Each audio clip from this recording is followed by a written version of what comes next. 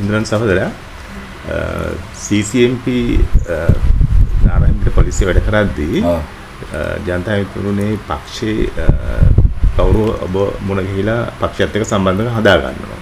ඔව්. ඒ ගැන පොඩ්ඩක් විස්තර කරන්න.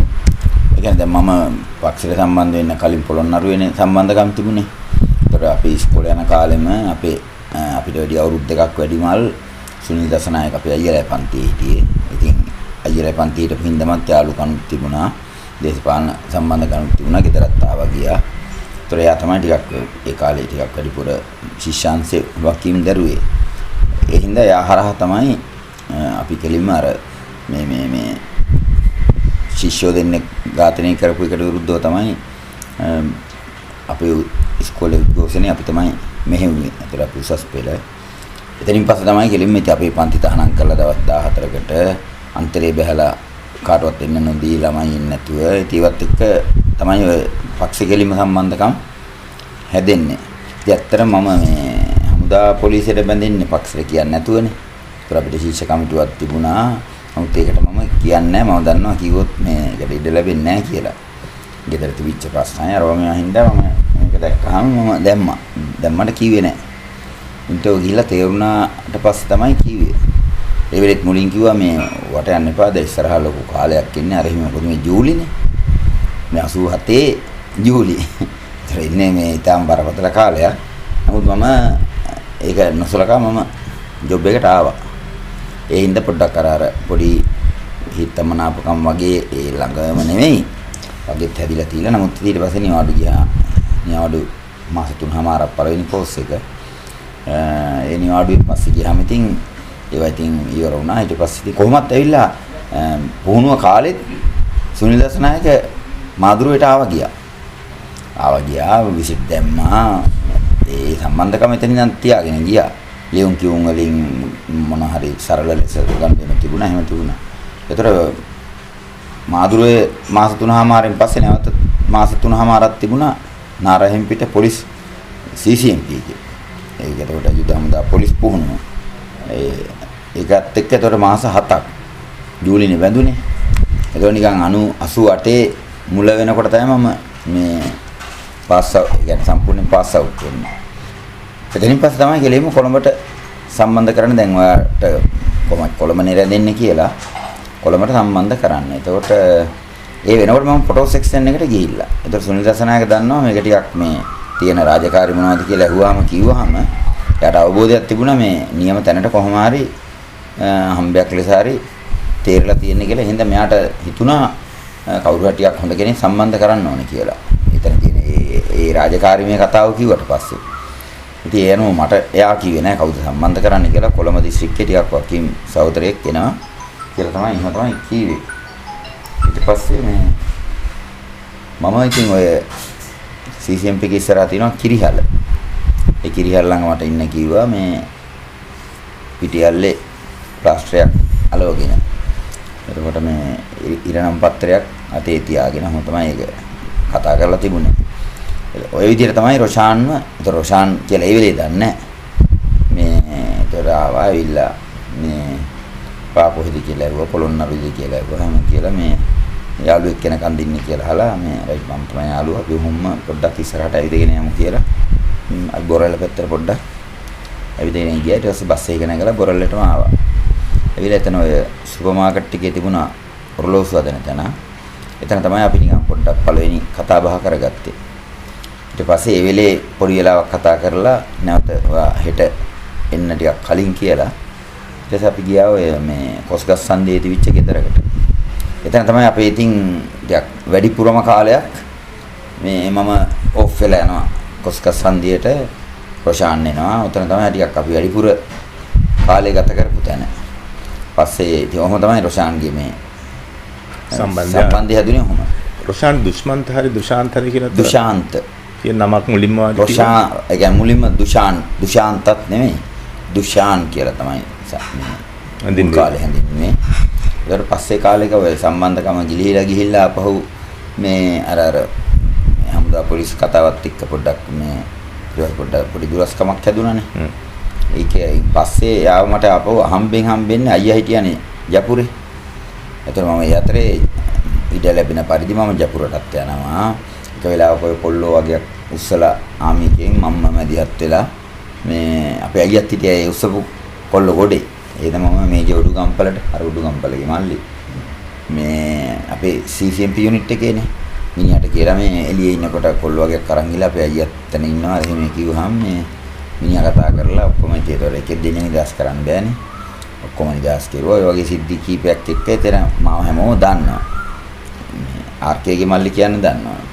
එහෙම ලොකුවට මේ මම පක්ෂයට සම්බන්ධයි කියලා දන්න ටික උඩ වැඩ කරපු කීප දෙනෙක් හිටියා. මේ අදටත් ඒගොල්ලෝ ඉන්නවා එක එක වකින් මුස්ලනවා. රොෂාන් සාමාන්‍ය මොන වගේ හැඩරුව තියෙන පුද්ගලයෙක්ද? සාමාන්‍යයෙන් ගත්තාම ටිකක් පොඩි අර ලස්සන හිනාවක් තියෙනවා. ටිකක් මේ නිකන් අහිංසක පොඩි අහිංසක හිනා තියෙන්නේ. මේ එහෙම හිනාවක්. ඊට පස්සේ ගත්තාම ගොඩාක් කුස මහතත් නෙමෙයි. අනිත් මේ ටිකක් අර සාමාන්‍ය මේ දැන් ඔයා ගන්න වාට වැඩිය මේ ටිකක් ශරීරේ කුස මහතයි. ඊට පස්සේ ඊළඟට කියන්න තියෙන්නේ මොකද්ද? මට නිකන් චූටි මතකයක් තියෙනවා මේ ඉනානකොට අර පොඩි නිකන් ඇස් ටිකක් හීන වෙනවා වගේ කියලා. දැන් රොෂාන් කියන එක්කෙනා පක්ෂයේ සමන් පීසිට සම්බන්ධයි කියලා සහෝදරයන් හැඟුණාද? නැත්නම් පසුව ඒ ගැන හිතුණාද? නෑ සමන් සහෝදරයව සම්බන්ධ කරන්නේ රෝහන් සහෝදරයාගේ මරණයෙන් පස්සේ ඒ කියන්නේ කෙලින්ම මේ ඒ කියන්නේ අර අපි පන්සලේ යොදා ගන්නවා ඒකට. මරදානේ අබේසිංහරාමේ. ඒක කෙලින්ම දැන් මම තමයි ෆොටෝ ගත්තේ කියලා දැනගත්තාම ඒකට විශේෂයක් නේ. ඒක කෙලින්ම සමන් සහෝදරයම මේ වැඩේට එතන ඉඳන් ටිකක් වැඩිපුර ළඟ.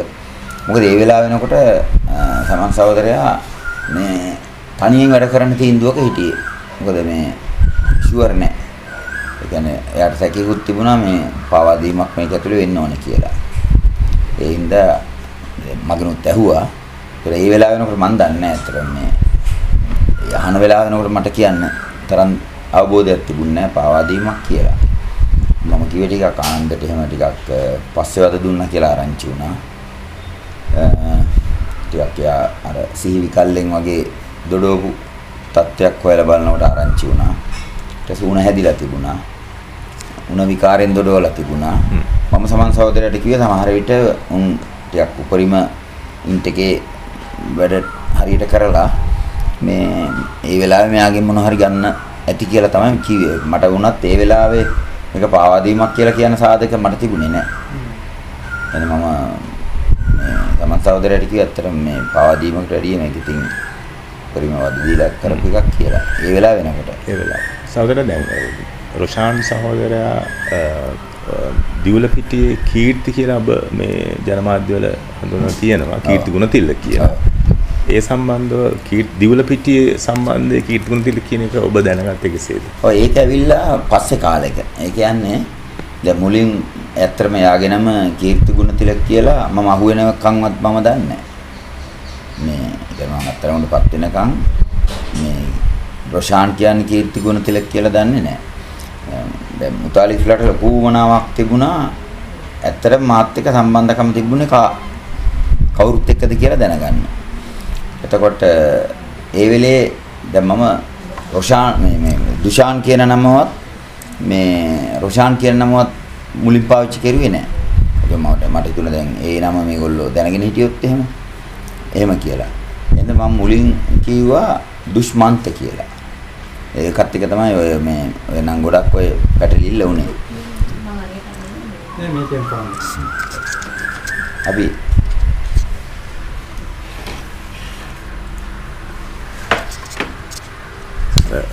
අපි හිතමු දැන්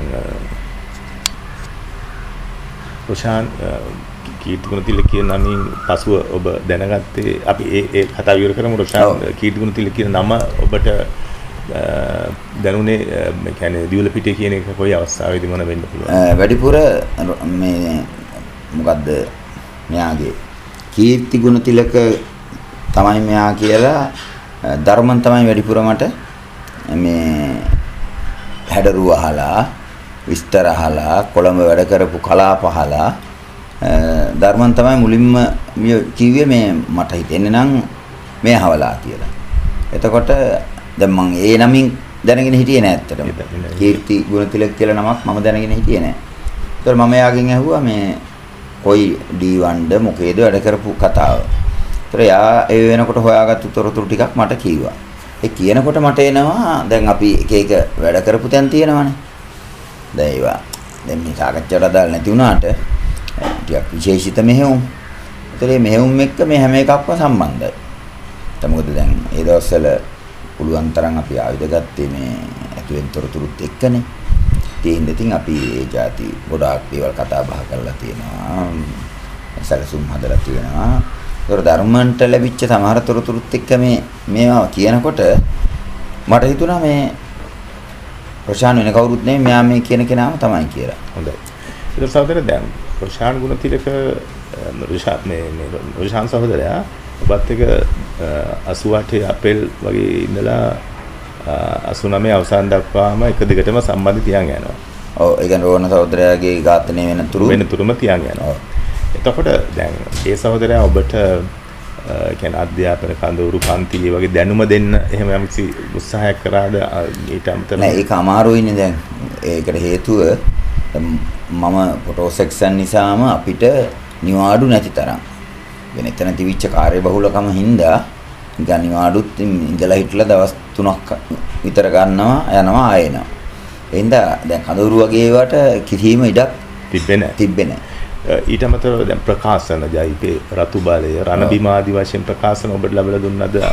නෑ ඒව කොහොමත් වෙවිලා. දැන් උදාහරණයකට ඒවා අපේ ගෙදරටත් ලැබුණා. ඒ කියන්නේ දැන් අපේ මල්ලි සම්බන්ධකම් තිබුණා පක්ෂෙට. අයියා සම්බන්ධකම් තිබුණා. මේ දෙන්නම. ඒතර අයියා කැම්පස් කාලෙත් තිබුණා. මල්ලි වෙනකොට ටිකක් මේ මට බයක් තිබුණා අයියටත් වැඩිය මල්ලිට මොන හරි වෙයි කියලා. මොකද මිනිහා වැඩ කරපු ශෛලිය ටිකක් ඕනට වැඩි අතිදාවනකාරී ටයිප් එකේ වැඩ. එහෙනම් කොහොමත් ඒවා දැන් මේ අතන ගත්තට මට ඒවා කියවන්න වෙලාවක් සහ තැනක් නැහැනේ. කැම්ප් එකේ ඒවා දුන්නාද එහෙම සහෝදරයා? සහෝදරයා එහෙම ප්‍රකාශනය යම දුන්නා. ඔව්. හරි. එතකොට දැන් උදාහරණයක් ගත්තොත් සමහර අර රංජන් විජේරත්නගේ කේස් එකේදී මේ එතකොට අර පොත් පවා ලැබුණා. වියට් කොන්වෙන්ට්ෝයි පොත පවා මේ ලැබුණේ එහෙම. එතකොට සමන් සහෝදරයා නෙවෙයි දීපොත් දුන්නේ නේද? මේක දුන්නේ වරුණ. එතකොට දැන් වරුණ සහෝදරයා සම්බන්ධ වෙන්නේ වරුණ කෙලින්ම සම්බන්ධ වෙන්නේ රෝහණ සහෝදරයා ඝාතනයෙන් පස්සේ. හොඳයි. එතකොට දැන් මට අරය කියනවා රොෂාන් කියනවා දැන් මේ අපරාධ අපිට ඇත්තටම මේ දවා වගේ කෙනෙක් අපිට ඉඳෙද්දිත් මේ අපිට ලොකු මගේ ඇරීමක් වුණේ. කියන ඇත්තටම මේ දැන් වාගේ නිතර මේ අපි තොරතුරු ගනිද්දිත් අපිට අපේ ඔළුවේ තිබුණේ නැහැ මේ වගේ ඩැමේජ් එකක් වෙයි කියලා. ඉතින් එහෙම වුණා නම් ඊට කලින් ඇත්තටම අපිට මොනවා හරි පරිම අපේ තියෙන ආයු බලය දාලා හරි මොනවා හරි කරනවනේ එහෙනම් ඇත්තට ඉතින්. එහෙනම් කරනවනේ. ඒ නිසා ඉතින් අද වගේ ෆෝන් කියලා જાතියක් නැහැ මොකුත් නැහනේ. ඒතකොට ඉතින් අඩුම ගානේ ළඟ මොනවා හරි පණිවිඩයක් දෙන්න මිනිහෙක් මට හිටියේ නැහනේ. මං අඩු ගානේ නාරහෙන් පිටේ ඉඳන් යන්න ඕනේ. ඉතින් මේ කොස්ගස් සන්දියට යන්න ඕනේ. මොකද ඔය බොරැල්ල සම්බන්ධකම අතරමඟදී හම්බ සිද්ධියකින්ම නැති වුණා. ඒ කියන්නේ එතන මේ බොරැල්ල සුපර් මාකට් එක සම්පූර්ණ තිප්පොලක් වුණා ඉන්ට් එකේ. සීවිල් 10ක් ගත්තොත් ඒ 10න් 5ක්ම එලවන්නේ ඉන්ට් එකේ. ඊට අපේ ලොකු සෙට් එකක් නැති වුණේ බොරැල්ල සුපර් මාකට් එකවට. දවසක් මම මේ ඔරලෝසු හදන කෙනා ගාවට දැන් අද අපි දාන් ඉන්නවා හම්බෙන්න. දැන් මම එනවා නාරයන් පිට පැත්තෙන් බහැලා පඩිපෙළ නැගගෙන මම රාජගිරිය පැත්තේ බහැලා ඒ පඩිපෙළ බහැලා මම එනවා දැන් මට ප්‍රශාන්තව එහෙම පේනවා. ඒ පේනකොට එකපාරට මෙයා ආපු වේගෙන් මහැරුණා. ඇරලා ටක් ගාලා ආපහු පඩිපෙළ හොම් බෑගෙන යන්න ගත්තා. ඊට මට ටක් ගාලා හිතුනේ මේ මාව මගහැරියා කියලා. මට හිතා ගන්නත් බෑ මොකක්ද උනේ කියලා මම පොට්ටක් මෙයාව අල්ල ගන්න ඕනට අපෝ බලනකොට දැන් පේන්නේ නෑ.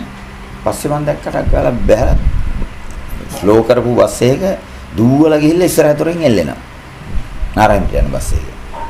ඊට පස්සේ මම ටක් ගාලා මේ එයා දැක්කේ නෑ. මම දුවලා ගිහිල්ලා පිටිපස්ස දොරෙන් එල්ලෙනවා. ඊට සෙනග හිටියා සෑන් හිටගෙනත් හිටියා. මම සෙනග කපාන ඉස්සරහට ගිහිල්ලා මම අන්තිමට ටිකක් ඒතර කිලෝමීටරයක් විතර ගිහිල්ලා බස් එක මං ඇහුවා මේ මාත් නැග්ගා මේ මටවත් කතා කරන්න ඕනේ කියලා.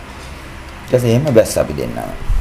බැස්සම තමයි මෙයා කිව්වේ ඔය පිටිපස්සෙන් ආවේ සම්පූර්ණ ලොකු මේ ඉන්ට් එකේ අපේ කීප දෙනෙක්ම අල්ලලා දීපු මිනිහෙක් කියලා. එයා ඉන්නේ මාත් එක්ක කියලා සැක හිතුවේ නෑ කිව්වා. මේ එහෙම හිතන්නත් ඇති සමහර විට. මොකද ඒ කාලේ හැටියට එහෙම වෙන්නත් පුළුවන්. එයා මට කිව්වේ මට ආව ගැන සැකයක් හිතලා නෑ මං හැරුනේ මේ මිනිහම ආවඳුරගත්තොත් කියලා. නමුත් මට ඉතින් ඒ වෙලේ හිතුණා මේ මට එහෙම සැකයකුත් තියෙන්න පුළුවන් ඉතින්. දැන් මම එනවා ඉස්සරහින් අර කියන මිනිහ පස්සෙන් එනවා. බොහොම විට කියන්නේ රොෂාන් සහෝදරනේ බොහොම සූක්ෂම විදියට වටපිට නිරීක්ෂණය කරමින් තමයි ඔබත් එක්ක බොහෝ විට ගනුදෙනු කරේ. මොකද මේ ඒක ඇත්තටම මේ කොස්ක සන්දියේ තැන පවා මේ අර හම්බ සිද්ධියක් වෙනවානේ මේ මට දැන් මේ ඊයේ පෙරේදා අවුරුදු 35කට පස්සේ ඒ කොස්ක සන්දියේ ගෙදර මිනිස්සුන්ට ඉඳන් ඇවිල්ලා හම්බුණා. මම ගියා ගෙදර අවුරුදු 35කට පස්සේ. එයාගේ නෝන ඇවිල්ලා නැහැ නෝන රටමයි. එයා ඔය මෙතනින් පැන්න මේ සුගතදාසකේ. සුගතදාසකේ තිබුණානේ වද කඳුර. ඒකෙන් ඉනියා පැන්න. නෑ එයා එහෙම ඊට පස්සේ රට පැන්න. එයා කොහොමද අහුවෙන්නේ කොස්කසන්දි? කොස්කසන්දිට අහුවෙන්නේ එයා 82 ජනාධිපතිවර මේ දින පෙළපාලියේ අර ඉස්සරහින් ගිය අර මේ බල්ටි ගහන කට්ටිය. ඒ බල්ටි ගහන 4-5 දෙනා එක්කෙනෙක්. ඒගොල්ලන් ගෙදර තමයි පාවිච්චි කරුවේ. නමුත් ඒ වෙනකොට එයා මේ ගමේ කවුරුවත් මේ එයා ජීපී කරනවා කියලා එහෙම එකක් තිබුණේ නැහැ. ඒකට 82 නේ අර. ඒතර එයා නිකන් දැන් ජීපීත් එක්ක නෑ ටයිප් එකෙන් තමයි හිටියේ. එහෙනම් අපිට එතන කියන්නේ එතන පොඩි ආරක්ෂිත තිබ්බලා මේ එතන කොස්කසන්දියේ 아무තු ප්‍රදේශයක් නේ. පොලිසිය වුණත් නිකන් ආවට ගියට එන්නේ නැහැ. ඔව් එහෙම. එහෙනම් අපිට තමයි පාවිච්චි කරුවේ අර දවසක් යනකොට රොෂාන් එක්ක වැඩිපුර මේ විවේක පහඩුවේ කතා කරුවේ එතන. අර තැන් වල නිකන් හදිසි පණිවිඩ වලට යොදාගත්තා. ඇරෙන්න. සහෝදරයා දැන් රොෂාන් කියන සහෝදරයයි වර්ණ කියන සහෝදරයයි දැන් ආරක්ෂක හමුදා පක්ෂයට සම්බන්ධ සහෝදරන් එක්ක විතරක් ගනුදෙනු කරපු සහෝදරයන් කියලා ඔබට හිතුණාද? නෑ එහෙම නෑ. නමුත් අර මෙහෙමයි. ඒ කියන්නේ වැඩිපුර මිලිටරි පැත්ත රොෂාන් වැඩිපුර ඒ ගැන මේ හැදෑරුවා. මගින් පවා වැඩිපුර තොරතුරු ගත්තා. අනිත් පැත්තෙන් දැන් අපේ කමිටුව ගත්තාම ඒ කියන්නේ ඒකට වළක්වන්න බෑ මේ අපිට අර කමිටුව වල වැඩ කරන එක වෙන මේ අපිට ඕන වෙලාවට එකතු වෙන්න බෑ. අපේ නිවාඩු ලැබෙන විදිහට තමයි අපිට එකතු වෙන්නේ. ඒ හින්දාත් මේකේ ප්‍රශ්නයක් තිබුණා වෙන කමිටුවකට අපි සම්බන්ධ කරන්න රෙඩි හොඳයි කියලා ඒගොල්ලෝ හිතුවා. මාත් එක්ක ඔය පනවඩ කැම්ප් එකේ හිටියනේ. අය මරුණා යට කික්කේදී. කුමුදුලා වගේ 3-4-5 දෙනෙක් තමයි අපේ කමිටුවේ හිටියේ. අභ්‍යන්තර කමිටුවක් තිබ්බා. අභ්‍යන්තර කමිටුවක්. ඒ කමිටුවක් කැඳෙව්වේ රොෂාන්ද? රොෂාන්. ඒතර ආරක්ෂක හේතුන් මත පනාගොඩ මෙයාකේදී මම දිගටම කිව්වේ මේ ඔක මම නම් විරුද්ධයි කියලා. ඔක ලේසි නෑ කියලා. ඒක කුමුදු තමයි කිව්වේ මේ නෑ මේක අනිවාර්යෙන් පුළුවන් කියලා. ඒතර මම කිව්වේ අපේ කිට වැඩි ලේසි කියලා. අපේ එක තෝරගෙනත් ඉඳලා තමයි. ඒතකොට ඒ જાති වැඩවලට තමයි වැඩිපුර උදාහරණයකට තව වෙලාවක වෙන වැඩකට මොරටුවේ ඒක මම තමයි එතන තැන කිව්වේ මගේ යාළුවෙක් ඉන්නවා මොරටුවේ කවුරුත් නැද්ද කියලා ඇහුවා පොඩි වැඩකට. එතකොට මගේ ගමේ යාළුවෙක් ඉන්නවා මිනිහා ගක්කලයි ගෙදර ඉන්නේ.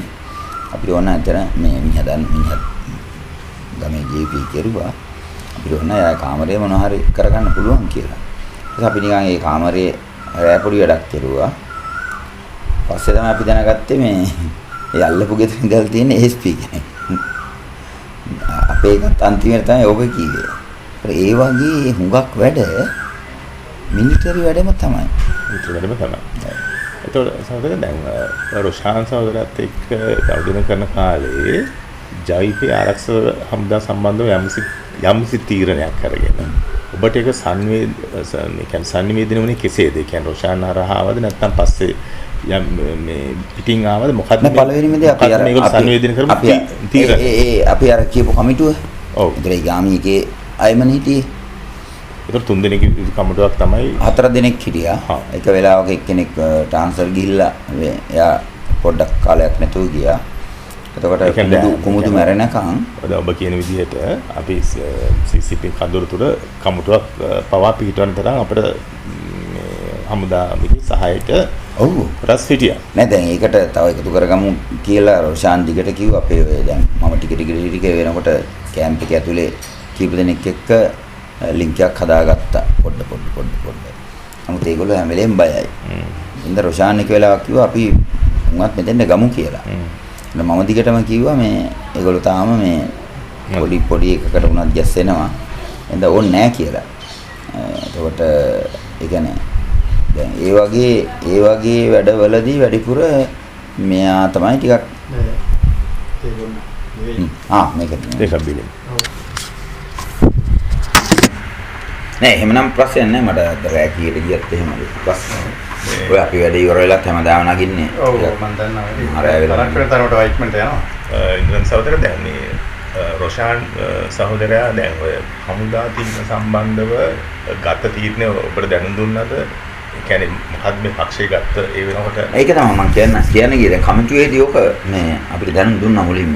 මොකක්ද ඒගොල්ලෝ ඇත්ත ගත් තීරණය? නෑ ඒගොල්ලෝ කිව්වේ දැන් මේ යන විදිහට විවිධ ප්ලෑන් ආණ්ඩුව හදලා තියෙනවා කිව්වා. ඒකට හමුදාව ලව්වා අර ඒවා ටිකක් තොරතුරු ලැබිලා තිබුණා. ඒ කියන්නේ හමුදාව ලව්වා හමුදා පවුල් මේ වලට තෝරගත්තු පවුල් වලට මොනවා හරි කරන්න ප්ලෑන් ඊශ්‍රායලෙන් දී උපදේශ මත වැඩ කරන ඒවා. ඒ වෙනකොට අර කැම්පස් 5 දෙනෙක් මරුවොත් 3 දෙනෙක් ක්‍රියාකාරීකව ඉවරයි කියන වැඩේ දැහැලන් තිබුණේ ආණ්ඩුව. ඒක ඊශ්‍රායලයේ කෙලින්ම දීපු උපදේශයක් මොසාඩ් එක. ඒවා එක ක්‍රියාත්මක කරමින් ගියේ. හැබැයි ඒවට හමුදා පවුල් වල මේ හමුදාවේගේ සපෝට් එකක් තිබුණේ නැහැ. දැන් අපිට උනත් නිවාඩු යන්න ඉන්න එකතු කරලා කියනවා මේ උඩින් ඇවිල්ලා තියෙන ඕඩර් එකක් නිවාඩු යන හැම කෙනෙක්ම 3 දෙනෙක්වත් ගැන තොරතුරු අරන් එන්න ඕනේ කියලා. කියලා අපිට ඒ දවස් වෙනකොට නිවාඩු යන්න ඉස්සෙල්ලා දැන් කියනවා. ඉතින් අපිත් හිතේ තේනවා දැන් මොකද කරන්නේ අර එහෙම කියලා අනිත් ඒුත් නේ ඇවිල්ලා කියනවා මේ එව්වා සර් එහෙම ඉතින් මේ කවුරුත් එහෙම ගමේ අය කියන්නේ දන්නේ නැහැ කියලා අර එහෙම කියලා. අපි දන්නවා. අපි යාළුවොත් දන්නවා. එහෙම කිව්වේ නැහැ. දැන් ඔහොම ඉඳලා එක දැන් අර මේ ටිකක් හමුදා කරපුම් වැඩි වුණානේ. ආණ්ඩුවේ මෙහෙම වැඩි වුණා. ඒ හින්දා ඒක කියන්නේ හමුදා අරහන ක්‍රියාත්මක වෙන්නේ. ඒතකොට එක වෙලාවක කමිටුවේදී දැනුම් දුන්නා මේ දැන් හමුදාව සම්පූර්ණයෙන් මේ එක උපදේශ මත සම්පූර්ණයෙන් හමුදාව දැන් අපිව මර්ධනය කරන්න පටන් අරන් තියෙන්නේ. ඒ හින්දා අපි තීන්දුවක් ගත්ත හමුදාවලට අයින් වෙන්න කියන්න කියලා. ඒක තමයි දැනුම් දුන්න තීරණය. ඒක තමයි දැනුම් දුන්නේ. ඔබ කමිටුව මොකද්ද මේ සම්බන්ධව? නෑ ඒතකොට මම තමයි මුලින් ඇහුවේ. ඒතකොට දැන් අයින් වෙන්න කියලා කියන්නේ දැන් එහෙම අයින් වුණ නැතොත් මොකද කරන්නේ කියලා. ඒතකොට කිව්වා ටික අපිට අනිවාර්යෙන් සිද්ධ වෙනවා මේක බය කරලා කරගන්න ඕන වැඩක්. අපි කියපු ගමන් අයින් වෙන්නේ නෑ. උෂාන් එහෙම කිව්වද? ඔව්. බය කරලා කරගන්න ඕන වැඩක්. ඒ හින්දා මේ අනිවාර්යෙන් ඒකට දාලා ඇක්ෂන් ගන්න වෙනවා කියලා. මරණ කතාවක් කියලා කිව්වේ නෑ. ඒකට දාලා ඒක බය කරලා තමයි අයින් කරගන්න වෙන්නේ. ඉතින් අනිවාර්යෙන් ඒකට ඉතින් අයින් වුණ නැත්නම් ඇක්ෂන් ගන්න වෙනවා. ඉතින් එතකොට ඒ වෙලාවේ ওই ප්‍රශ්නේ දිගට ඇදුණා. ඉතින් මමයි තව කුමුදු කරුණ කිව්වා.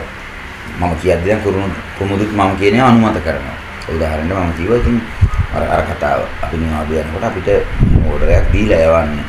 ඉතින් අපි දැනුවත්ව කවුරුවත්ම මේ එහෙම කෙරුවේ නැහැ. ඒක ඔය කලාතුරකින් එක දෙන්නෙක් කරපු වැඩක් තිබුණා. ඔය අපේම CCMP ආදෙත් කියන තැන කුරුණෑගල අර DC එකේ ගියේ.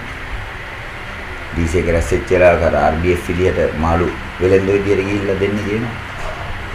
ඒකෙදිම මේ අපේ කාණි ආඩු ගිහින් කරපු වැඩක්. කවුද එතන හිටියේ? ඒ කියන්නේ දැන් අර කුරුණෑගල මේ දිස්ත්‍රික් කමිටුවේ කීප දෙනෙකුයි ආසන කමිටුවේ කීප දෙනෙකුයි එක තැනම මැරෙන්නේ. ඒ ඩ්‍රෝන් සහෝදර සිද්ධියෙන් පස්සේ නෑ ඩ්‍රෝන් සහෝදර ඉන්න කාලේ. ලොකු මේ එක තැනක යන්නේ කීප දෙනෙක්. ඔය තීරණයත් එක්කනේ. ඒතකොට ඒ තීරණය ගන්න ඉස්සෙල්ලා වෙච්ච එකක් ඕක. අර ඒ වලින් ආවා දැන් මේ කෙලිම අමදාව බහැලා ගේමක් දෙනවා කියන එක. පැර සිද්ධිය ගත්තොත් එහෙම ඒක ඇත්තම ගත්තොත් ඒක එතකොට ක්‍රියාකාරීකව ගොඩක් එක තැන තමයි මැරුනේ. මොකද පස්සේ තමයි කුරුණෑගල කොහෙද සිද්ධියක් දෙන්නේ? මට මේ මලගෙදරත් මම මලගෙදර කියන්නේ නෑ. ඊට පස්සේ අපේ කා ආපහු ඊළඟතරේ ගියම නෑ. අපේ මෑන් ගෙදර යනවා. ගෙදර ගිහිල්ලා දවස් දෙකක් විතර ගෙදර ඉඳලා කුරුණෑගල මට දැන් ඒ ගමන්ට ඔළුවට එන්නේ නැත්තේ. අක්කලයි ගෙදර යනවා. එයාගේ අක්කලයි ගෙදර. ඒගොල්ලන් ගෙදර ගිහලා දවස් දෙකක් ඉඳලා අක්කලයි ගෙදර. අක්කලයි ගෙදර ගිහින් ඉන්නකොට මිනිහට පේනවා එක්කෙනෙක් කෙනා අල්ලපු ගෙදරට ඇතුළට යනවා. මිනිහා ගෙදරට සෙල්සරේ කවුද එන්නේ කියලා. අක්කා කියනවා තමයි ගේ කියලා කරන කෙනා. ඒකෙන් අක්කලා දන්නයිද කියලා. ගමේ එක්කෙනෙක් දෙන්නෙක් අඳුරනවා මේ පිටාය නම් ඉතින් අපි අඳුරන්නේ නැහැ. මේ ගමේ එක්කෙනෙක් දෙන්නෙක් කියන ඉන්නවා. ඒ ගෙදර මේ අපි දන්න එක්කෙනෙක් දෙන්නේ අනිත් අය නම් අපි අඳුරන්නේ නැහැ කියලා. මේ අපේ කා හිතනවා මේ මෙතෙන්ට කවුරු හරි විශේෂ අය කියලා. උක්කට හොරෙන් එහෙම දෙනවා තුවා. ඉන්න අරුන් මාළු විකුණන අය විදිහට ගම් මාළු පෙට්ටි බැනගෙන ඒකෙන් එක හංගගෙන එහෙනම් මේ පාරවල් දෙකක් තියෙනවා. ඒ දෙපැත්තෙන් බයික් දෙක මාළු විකුණන අය විදිහට දෙන්නෙක් කෙනා මම ඇවිල්ලා තව සෙට් එකක් වෙනවා. වට කරලා තියෙන ඔක්කොම ඉඳලා. ඒ තමයි ඔය ටිකක් අපිට වෙච්ච ලොකු ඩැමේජ් වලින් එතනින් පස්සේ අර තීන්දුවක් ගත්තනේ කමිටු වල සියලු දෙනා එක තැන එකතු වෙන්න එපා කියලා. දැන් ඒක CCM එකේ දැන් ඉඳපු හමුදාවේ කෙනෙකුට නිමාඩු ගිහිල්ලා ඒ වැඩේ කරන්නේ. අපේ ගාන නිමාඩු ගිහිල්ලා අක්කලයි ගෙදර ඉඳලා උගේ ගෙදර ඉඳලා අක්කලයි ගෙදර යනවා. අක්කලයි ගෙදර ගිහිල්ලා අර ඇහැට දැකපු එක තමයි ඒතකොට ඒක දැන් හමුදාවේ එහෙම වුණත් ඉන්නවනේ. ඔව්. උන්තර ඒ වගේ සිදුවීම් වලින් ආවා හරි කරන්නේ. ඒ කියන්නේ තීරණය ගන්න පදනම් වුණා කියන්නේ. ඉතින් ඇත්තටම දැන් ඊට පස්සේ සහෝදරයෙක් ගෙදර මාකරි ගැටලුවක් කියලා රොෂානාරා මාකරි මේව කරාද? ඔව්. ඒ මොකක්ද ඒ සිද්ධි පොඩ්ඩක් අපේ ගෙදරට ඔය දැනුත් මේ ඉන්නවා මේ නුවර හොස්පිටල් එකේ ඇටෙන්ඩන්ට් කෙනෙක්. මේ මාත් හිතවත් දැන් ඉතින්. ඒකට නිකන් අර නිකන් හිටපු කොල්ලෝ හරියට ඉගෙන ගත්තේ නෑ. සාමාන්‍ය පිළිම පස්සේ තේල්ලලා පස්සේ අර ගහිට බඩු ඉතින් ඔය જાති ගොඩාක් ඔය කාලේ වෙනකොට අර ෆෝම් වල ආපු කාලේ. ඒතර තීන්දුව එතකොට අරන් තියෙන්නේ. හමුදා පවුල් වලට ඉල්ලා අස් වෙන්න කියලා. ඒතර අපේ ගෙදරට එන්නේ ඔය කියන ඇටෙන්ඩන්ට් ඉන්න මෑන් එක තව 4 දෙනෙක් හෝ 3 දෙනෙක්. ඇවිල්ලා දොරට තට්ටු කරලා දොර ඇරියාම ගෙදරට එනවලු. ඔය ඇටෙන්ඩන්ට් ගාව තිබුණ ගෙනෙඩ් එකක්ලු. තව ගල් කටස් දෙකක් දෙන්නෙක් ගාව තිබුණලු. කියලා අම්මට කිව්වලු පුතාට කියපන් තව සතියක් දවස් 3ක් ඇතුළත හමුදාවෙන් ඉල්ලා අස් වෙන්න කියලා. බෙල්ලට ග්‍රැනේඩ් එක තියලා. එහෙනම් අම්මට ඒ කාලේ තිබුණා නිකන් එහෙම ෂොක් එකක් ආපු ගමන් මේ සීන නැති වෙනවා. අම්මා එහෙම සීන නැතුව ඇట్లా. ඊට පස්සේ අපේ ආ දන්නවා අර යකඩ කැල්ලක් කට දාලා රෙන්නවා. ඒවා දඟල ඉඳිද්දී අරුන් ඒවා මොනවත් සත පහකටවත් ගණන් ගන්න නැතුව උන් කියලා මේ මිනි මරලා හම්බ කරපු සල්ලි වලින් හදපු ගෙවල්. එතකොට නිකන් ඔය දැන් තියෙන ගයක් වගේ ගයක් තිබුණෙත් නෑ. තාත්තා කැමති තැන් වලින් තාත්තා බැඳපු බිත්ති මෙහෙම ගිහිල්ලා තියෙනවා. ඒවා කෙලින් කරන්න මෙන්න මෙච්චර විතර බිත්ති මහත් වෙනකන් සිමෙන්ති පුරවලා හදපුවා. නිකන් එහෙමෙන් හදපු ගයක් තිබුණේ. මේ එක තැනක ඕලු කෑල්ලයි තව තැනක තහඩුයි ඔහොම. ඊවලුත් නෙමෙයි. ඒතකොට කියලා තිබුණේ මේ මිනි මරලා හම්බ කරපු සල්ලි වලින් හදපු ගෙවල් අර ඉන්නේ කියලා කෑ ගහලා තමයි උන්නේ. ඒතකොට මේක කිව්වා මට කතා කරලා කිව්වා නිවාඩු එහෙම වෙන්න එපා. මෙන්න සිද්ධියක් වුණා කියලා. මේ ඊට පස්සේ ඒක සාදර රොෂාන් කිව්වා. ඔව් රොෂාන්ට කිව්වා මම ඉතින් පොඩ්ඩක් ෂොක් වුණා. මම එනම ගෙදරට යනවා. ඉතින් අම්මා වැඳ බස් එකට ආපහු ගෙන ආපහු යන්න කියලා කියනවා. මම පළවෙනි දවසේ හිටියා. ඒකවා කියද්දි ඇත්තටම ගියේ ටිකක් කරාරටි නේ. මට අර මංගලෙන් පිස්ටල් එකක් නෝකත් අහන් ගියා. මට ඒක ටිකක් අර ටිකක් ඕන නැති විදියට වැදුනා. මොකද ඒනොට අපි දැන් අර තීන්දුවට විරුද්ධව හැප්පිලානේ. හැප්පිලා එතන ටිකක් නරක දෙබස් ගියා. ඔයගොල්ලෝ තාම දේශපාලනිකව ඔයගොල්ලෝ කොච්චර දේශපාලනය කරුවත් ඔයගොල්ලෝ තාම මිලිටරි මානසිකත්වයේ මිදිලා නැහැ කියලා තමයි රොෂාන් කිව්වේ. ඒ වචනම මට මතකයි. ඔහොම කිව්වේ. මිලිටරි මානසිකත්වයේ මිදිලා නැහැ. ඒ මානසිකත්වයේ තියන් තමයි ඔයගොල්ලෝ වැඩ කරන්නේ කියලා. ඒකට මම ඉතින් දිගට කරුණු කිව්වා. මං කිව්වා ඇතුලේ ඉන්න අපි දන්නේ සහෝදරයා මේ දැන් ඔය හුඟක් අය ඇත්තට පක්ෂයට කැමති කියලා. එහෙනම් අපේ බිලට් වල පවන කැසට් පටිය කී දෙනෙක් දානවද කියලා අපි දන්නේ. ඒවත් සිද්ධිය දානවා. දැන් අපේ බිලට් වල ගත්තොත් එහෙම පවන එහෙම නිතර එනවා. හරිද? ඉතින් ඒකට මේ ඉතින් දැන් උන්ට මේ තීන්දුව බලපානවා. උන් කිව්වම මම නම් මේ සෑහෙනලා කැප්පුණා. ඉතින් අර එහෙම කියලා මේගොල්ලෝ ඊට පස්සේ කුමුදුල හැම ඊට පස්සේ නොකර සද්ද හිටියා. ඔය සාමාන්‍ය වෙන දේ නෙති. ඔව්. නොකර සද්ද හිටියා මම හැප්පුණා. ඊට පස්සේ ඉතින් කොහොම හරි මේගොල්ලෝ මේ මට ඊළඟ පණිවිඩ දුන්නේ නැහැ. දැන් සහෝදර දැන් ඒ තිබ්බත් එක්ක හමුදාවේ ඉඳපු අපේ අක්ෂේත හිතවත් කට්ටියගේ මානසික නිලදෙන්නා. ඊට අමතරව පවුල් වලට බලපෑමක් කියලා ඒකත් මේක වක්‍රව පක්ෂෙත් එක්ක සම්බන්ධතාවයේ දුර වෙන තරම සිද්ධියක් බවට පත් වුණා. ඔව්. එහෙම නේද? ඔව්. එතකොට උනේ දැන් අපේ සිද්ධිය වුණා වගේම ඊට පස්සේ අපේ යාළුවෝ ඇවිල්ලා මම ගෙදර මේ යාළුවන්ට ඕක කිව්වහම යාළුවෝ Tamanට වෙච්ච දේවලුත් කිව්වා. මේ අපේ ගෙදරට ඇවිල්ලා අරින්න කියලා. ඊට පස්සේ ඉතින් මම ටක් ගාලා මේ රොෂාන් හම්බෙච්ච ගමම රොෂාන්ට කිව්වා මම කියපු දේ දැන් වෙමින් තියෙනවා. මේ දැන් අපේ ගෙදරට මෙහෙම වුණා. මේ ඊට අමතරව අපේ යාළුවෝන්ගේ දැනටම 3 දෙනෙකුට මෙහෙම වෙලා තියෙනවා. ඉතින් අපි දැන් ලොකු වැඩකට සූදානම් වෙමින් ඉන්නවා. නාරහින් යුද හමුදා පොලිසියේ ওই මිනිස්සු ටික තමයි උදව් කරන්න ඉන්නේ. ඉතින් මොකක්වත් නෑ කරන්න හම්බෙන්නේ නැහැ. ඒක රොෂාන් මොකද කියන්නේ? රොෂාන් කිව්වා ටක් ගාලා මේ ඒ අයගේ නම් ලිපින ටික ගන්න. අපි තැන් වලට වෙන වැඩක් හදමු. ඕගොල්ලන් ගෙදරටත් මේ අපි වෙන කණ්ඩායමක් යවමු මේ ඇවිල්ලා ඉන්න අය JP නෙමෙයි මේක මේ හමුදාවෙන්ම කරන වැඩක් කියලා කියමු කියලා. ඒකට අපේ ගෙදරට ඇවිල්ලා වෙන කවුරු හරි. දවස් 3-4කින් ඇවිල්ලා අම්මට කියලා අම්මේ මේ ඇවිල්ලා ඉන්නේ JP නෙමෙයි අපි දැන් හොයමින් ඉන්නවා මේ කවුද ආවේ කියලා.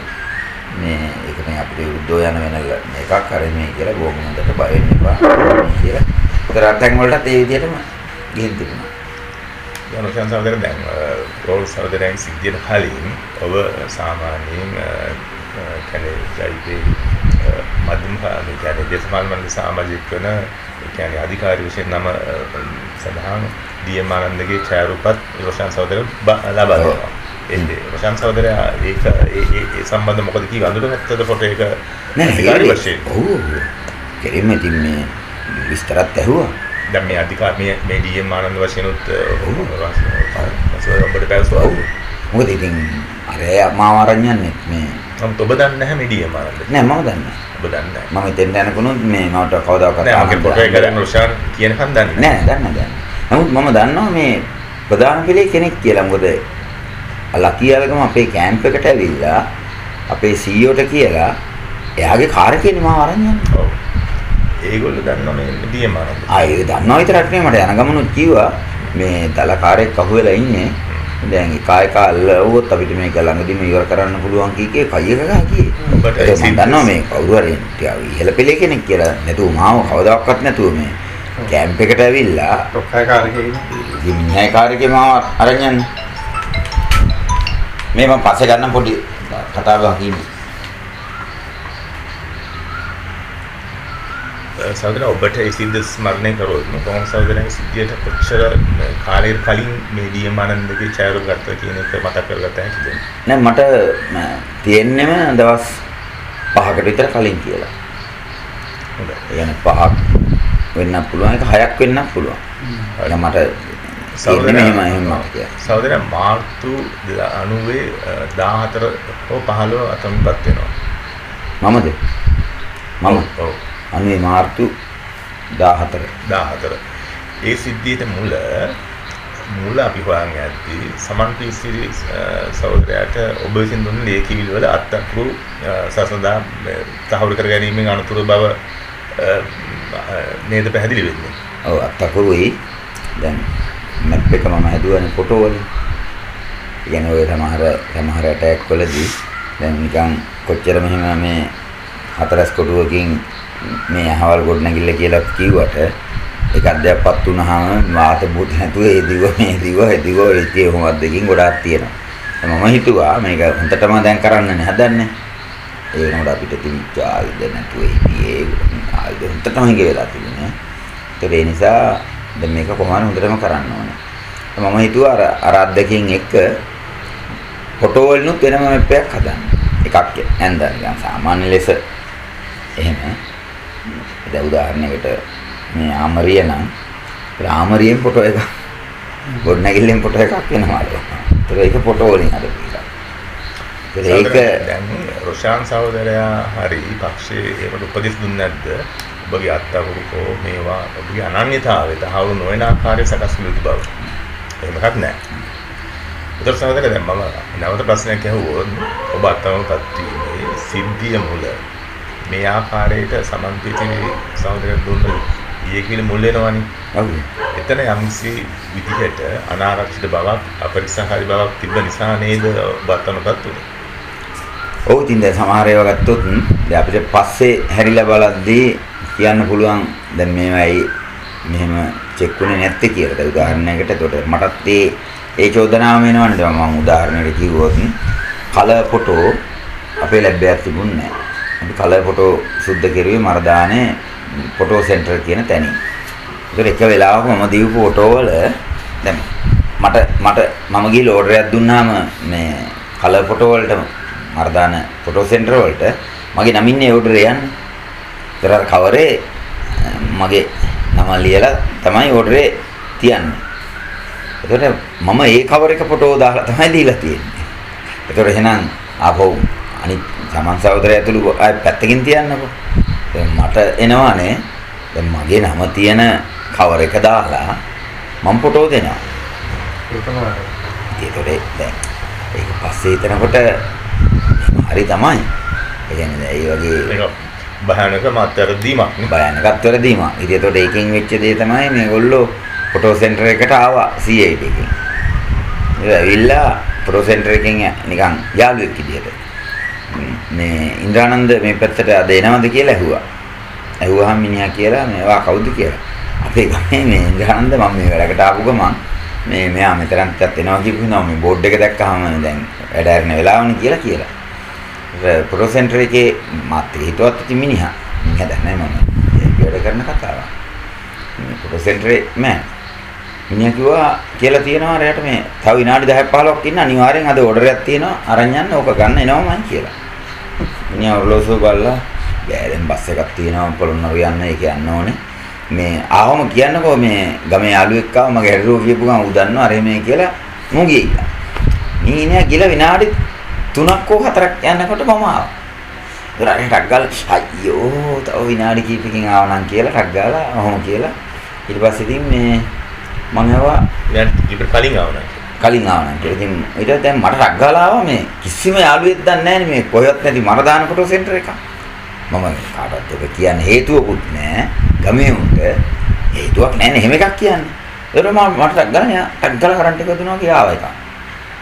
ඊට පස්සේ මම ඇහුවා මේ කොයි වගේ අඩුව තියෙන රැවුලවපු කිව්වම කළුවෙක් කෙනෙක් අයියෝ හඳ මේ අලුවෙක් අපරාධ මේ කොයි පැත්තටද ගියේ කියලා ඇහුවා මිනිහා අර මරදාන ෆොටෝ සෙන්ටර් එකේ තියෙන මගී පාලම උඩ මිනිහා එතන ඉඳන් අර පාරවල් ඔක්කොම මම බැලුවා අන්න අරයද කියලා ඇහුවා. ඒතකොට මිනිහා බහැලා කොටුව පැත්තට මම පයින් යනවා මගී පාලම බහැලා මම මේ බෝඩ් එක ගන්න පස්සේ එන්න ඕක වල්ලා ගන්න ඕනේ කියලා මම දරපට ගාලා බහැලා හයියෙන් දුවනකොට මිනිහා වීල් එකකට අත දැම්මා මාත් අත දැම්මා දබ්බසක තමයි ඉන්ටෙක් කෙනෙක්. ඉතින් මිනිහා ගිහින් අතර උනේ CID මූලස්ථාන බැල මිනිහා ගියා. ඒතර තමයි මම දැනගත්තා ඒ කියන්නේ මොනවා හෝ හේතුවක් නිසා ඒතර එකම හේතුව අර කවරේ නෑ එතකොට මේ කලර් print කරේ ඔෆිෂියල් විදිහට හමුදාවේ වැඩක් විදිහට තමයි print කරේ. ඔව් ඒක තමයි නම දුන්නා. ඒ කියන්නේ මමමනේ හැමදාම එතෙන්ට අරන් යනවා කලර් ඕඩර්ස්. ඒතර ඒවා සාමාන්‍ය කලර් වලින් ගන්න ඔය මේ සැකසහිතයි ඒව නෑ. ඒක ගන්නෙම black and white ඒවා ඉතින් ඔෆිෂියල් විතරක් නේ සීක්‍රට් නේ. ඔය තියෙන්නේ හමුදා නිලධාරීන්ගේ වෙඩින් හමුදාවේ එක එක යුනිට් වල පාටි හරිද? ඒවා තමයි මේ කලර් ෆොටෝ කියන්නේ. හමුදාපති යන සංචාර ඒවටත් මම යනවනේ. ඒවා දෙන්නේ ඔය දැන් උතෙන්ද ලැබ් එකට එන දැන් ඔය දැන් ක්ලාස් පොලිසියෙන් හරි එන්නේ මොන වගේ කාලයකද? ඒ කියන්නේ 90 ඔය ඇවිල්ලා අහුවෙන්න මාසෙකට විතර කලින්. ඒ කියන්නේ රෝන් සිද්ධියෙන් පස්සේ. ඔව්. හරි. දැන් රෝහණ සිද්ධියෙන් පස්සේ දැන් සහෝදරයා අතන ගන්න මාර්තු 14. ඊට පස්සුව තවත් හමුදාවේ මෙතන ධර්මනික ප්‍රතිතිබ්බ හමුදාවේ 6 දෙනෙක් ලැයිස්තුවක් ඔබ විපස්සේ අතන ගත්ත බව. එතන ඒ ඉන්න ලැයිස්තුව මෙතන තියෙනවා. ඒකෙත් පක්ෂයට සම්බන්ධ කට්ටියක් එහෙම නැත්නම් රොෂාන් ගනුදෙනු කරපු කට්ටියක් එතන ඉන්නවනේ. ඇත්තට රොෂාන් ගනුදෙනු කරුවේ නැහැ. ඒගොල්ලෝ තමයි මම අර රොෂාන්ට දීපු නන් ලැයිස්තුව. ඒගොල්ලන්ගේ නම් ලිපින ලියලා දෙන්න කියලා දුන්නා. ඒක දුන්නාම දැන් මේක මුලින්ම CID එකට නේ CDB එකෙන් ගිහිල්ලා සමන් සහෝදරයව ගන්න. හමුදාවෙන් නෙමෙයි. පොලිසියෙන්. ඒතර පොලිසිය තමයි මේ බීප් කේස් ඔක්කොම ආවේ. ඒතර ඒ කාලේ ඔය වෙනකොට හමුදාවයි පොලිසිය අතර නයි මොකට වෛරයක් තියෙනවා.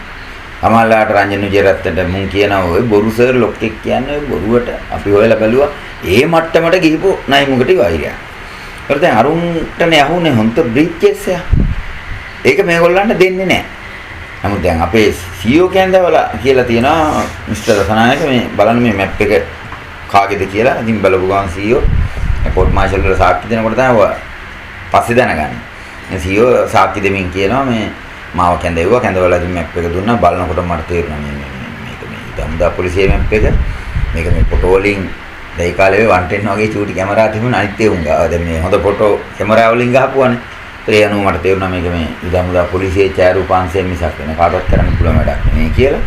ඒ අනුව ඉතින් මම හිතුවා තුන් දෙනා ඉන්නේ තුන් දෙනාගෙන් වයසයි සායම් මේජර් ඉතුරු දෙන්න ගැන තමයි පරීක්ෂණ කරන්න ඕනේ කියලා මම හිතුවා කීයද මේ සාක්ෂි දෙනකොට තමයි ඔය පස්සේ චිත්‍රේ එන්නේ. ඒකට හුඟක් ඒවා දුන්නේ නැහැ. ලකියල්ගම අර නම් තියෙන කොලේ අරගෙන කොහොමද? ඒක අපේ සියෝගේ අතට ඇවිල්ලා නැහැ. දැන් මගෙන් ප්‍රශ්න කරලා අර ඔක්කොම ආගේ අත්තකුරු අර එහෙම දුන්නාම සමහර ඒවා ආයෙ බොරු කරන්න බෑනේ මං කිව්වා මගේ කියලා.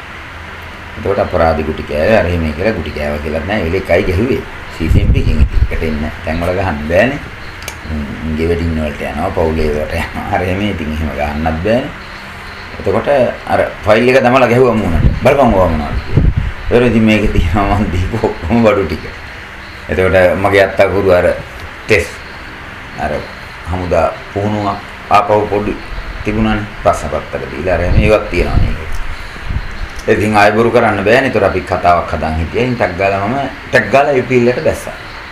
මම කිව්වා හරි සර් මගේ ඔක්කොම කියලා. ප්‍රාද කුටි ගියා කියලා පාඩියක් කියලා. මොන ඒතර එනවා ආයෙ මුල ඉඳන් කොහොමද මේ සම්බන්ධ වුනේ? ඒකට ඉතින් අර හදාගත්තු කතාව කියන් යනවා. CEO ගෙදර යන්න කලින් දෙසරයක් පණිවිඩ එව්වා. 6 දෙනෙක් ඉන්නවා 6 දෙනාගේ නම් ටික කියන්නේ කියලා.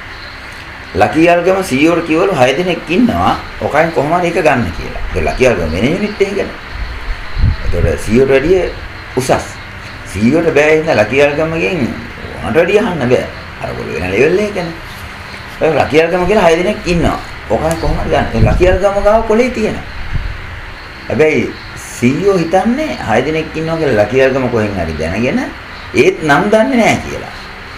CEO පණිවිඩ පිළිට පණිවිඩ වෙනවා නිකන් බුටි කන්න නැතුව දුක් විඳින්න නැතුව CCMP එකේ ඉන්න 6 දෙනා කවුද කියලා කියන්නේ කියලා. අමිත ආය පණිවිඩ යවනවා CEOට කියන්න මම දන්නේ නැහැ. මේ CEOට තියෙන ප්‍රශ්නේ දැන් මං අර අනිත් ඒවට ලස්සන කතාවක් හදන් හිටපු කතාව දැන් බස්සලානේ තියෙන්නේ. රෝහණ සහෝදරයාගේ මරණින් පස්සේ මම ගෙදර යනකොට කාර් එකක් නැවතුවා. පයින් යන්නේ කොයිද කියලා ඇහුවා. අපි ගිහින් දාන්නම් කියලා නංගගත්තා. මේ ඇල්ලුවා සී නැති වුණා කැලේ. මොකද පන්නල්ලන් සී එනකොට උඹ නේද ෆොටෝ ගත්තේ කියලා ඇහුවා. මොහොම දැන් ලොකු කතාවක් මම අදන් හිටපු කතාව දැන් පස්සලා මම බාර අරන්නේ තියෙන්නේ. ජීවිත ප්‍රශ්නයක් තියෙනවා මේ ඇයි මො මේක කියන්නේ නැත්තේ කියලා. මට තිබුණා තව මේකට සම්බන්ධ වුණොත් අර කතාව ඔක්කොම ඉවර වෙලා දැන් අපි හදාගත්තු කතාව ඔක්කොම ඉවර වෙලා තව ජංජාල ගොඩාක් තියෙනවා. ඒ දෙදි මොනම හේතුව නිසාවත් ඒ අයගේ නම් කියන්න බෑ. ඉතින් මම හිතාගත්තා ඉතින් මොනම හේතුව නිසාවත් ඒ නම් කියන්නේ නැහැ. ඉතින් ඒකට තමයි ඔය තෝරදිනීගේ භූමිකාව වෙන්නේ CEO ගෙදර ගියාම. CEO ගෙදර යනවා පස්සේ රැ වෙලා. දැන් දෙවෙනියා තෝරදිනී අයිවන් දහන. ඔව් අයිවන් දසනා ගෙදර යනවා. ඒකට ලොක්ක වෙන්නේ නිකම්ම දෙවෙනියා තෝරදිනී. මූසෙල් එක ළඟට ඇවිල්ලා කියනවා දැන් උඹට ගහන්නත් බෑ. මේකට කාලා බීලා පවුල් වල හැමෝම දන්න කියන මිනිහා. ඉතින් බෝ ඉතින් අපිට මේ සියරිකට තමයි දෙන්න වෙන්නේ. ඒ අපරාධ නිකන් CCMP කාර්යයේ CID කින් ගුටි කනවා. අර මේ කීකීති මම කියන්නේ සර්ලා විශ්වාස කරන්නේ නැත්නම් සමහර දැන් ඔය දැන් අම්දාන්දාරින් ඒතන පිටසක් ගන්නවා. පස්සේ ඒනකොට එතන වරුණ ගේනවා. වරුණ සම්පදනාවත් ඒ දවස්වල නෑ යථාර්ථයට ගේනවා. නෑ ඒ දවස්වල අනේකට ගේන්නේ නෑ. ඒ කියන්නේ ගේන්නේ නෑ කියන්නේ මෙහෙම වෙන්නේ. දැන් මුලින්ම යථාර්ථයකට අරන් ගිහිල්ලා පළවෙනි දවස් දෙක තුනම අහන්නෙම අරකම. අර කවුද හය? කවුද හය කියලා. මොකද CCMP එකට ඕනකම තියෙන්නේ ඇතුලින් CCMP එකේ ඇතුලේ ඉන්න හය දෙනා දැනගන්න. ඒක හරි. ඒතර තෝරදෙනී අතෙන්ට යවන්නේ මුගෙන් කොහොම හරි ඒක ගනින්න කියලා. ඒක මම කියන්නේ සිහි නැති වෙනවා මේ වෙනවා ගිරන් දානවා කාමරයකට. නමුත් පස්සේනේ දන්නේ CEO විරුද්ධයි ඉන්නේ මරන්න. CEO දිගට කියලා තියෙනවා අපි මිනිහට මොකුත් වෙන්න බෑ කියලා. ඒතර තෝරදෙනී තමයි මේ ගේම ගැහුවේ. CEO ගෙදර යනකන් ඉඳලා උඩින් ඕඩරයක් කරන් ඒ CCMP ඉතිහාසයේ පළවෙනි වතාවට CCMP කාර්යයක් යවනවා හමුදා වද කඳවුරකට. දැන් හමුදාවේ උට කොහොමද පෙන්වන්න බෑනේ CCMP උන්නේ. කවදාක CCMP කාර්යයකට ගහන්න මේ නිකන් හමුදාවේ උන්ට දෙන්නේ නෑනේ. ඒක මූ මේ ඒක CEO මල පැනලා ඉඳලා තියෙනවා. CEO බැනලා තියෙනවා දන්න ගොඩක් අය කිව්වා. මේ විනාශ කෙරුවේ CCMP ඉතිහාසය අරින්නේ කියලා. ඊට වැඩිය හොඳ ඒ CID දෙන්න තිබ්බනේ කියලා. CID දුන්නා නම් මේ හමුදා කතාවක් නෑ. CEO ඉඳලා තියෙන්නේ එතන. ඒතර ඒකත් එක්ක මේ දෙන්න අතර ගැටුමකුත් තිබුණා.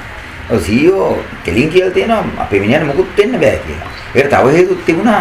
CEO බැන්දේ පහුවෙලා වෙඩින් එක තිබුණේ ඊට මාසෙකට කලින්. සති 3ක විතර කලින්.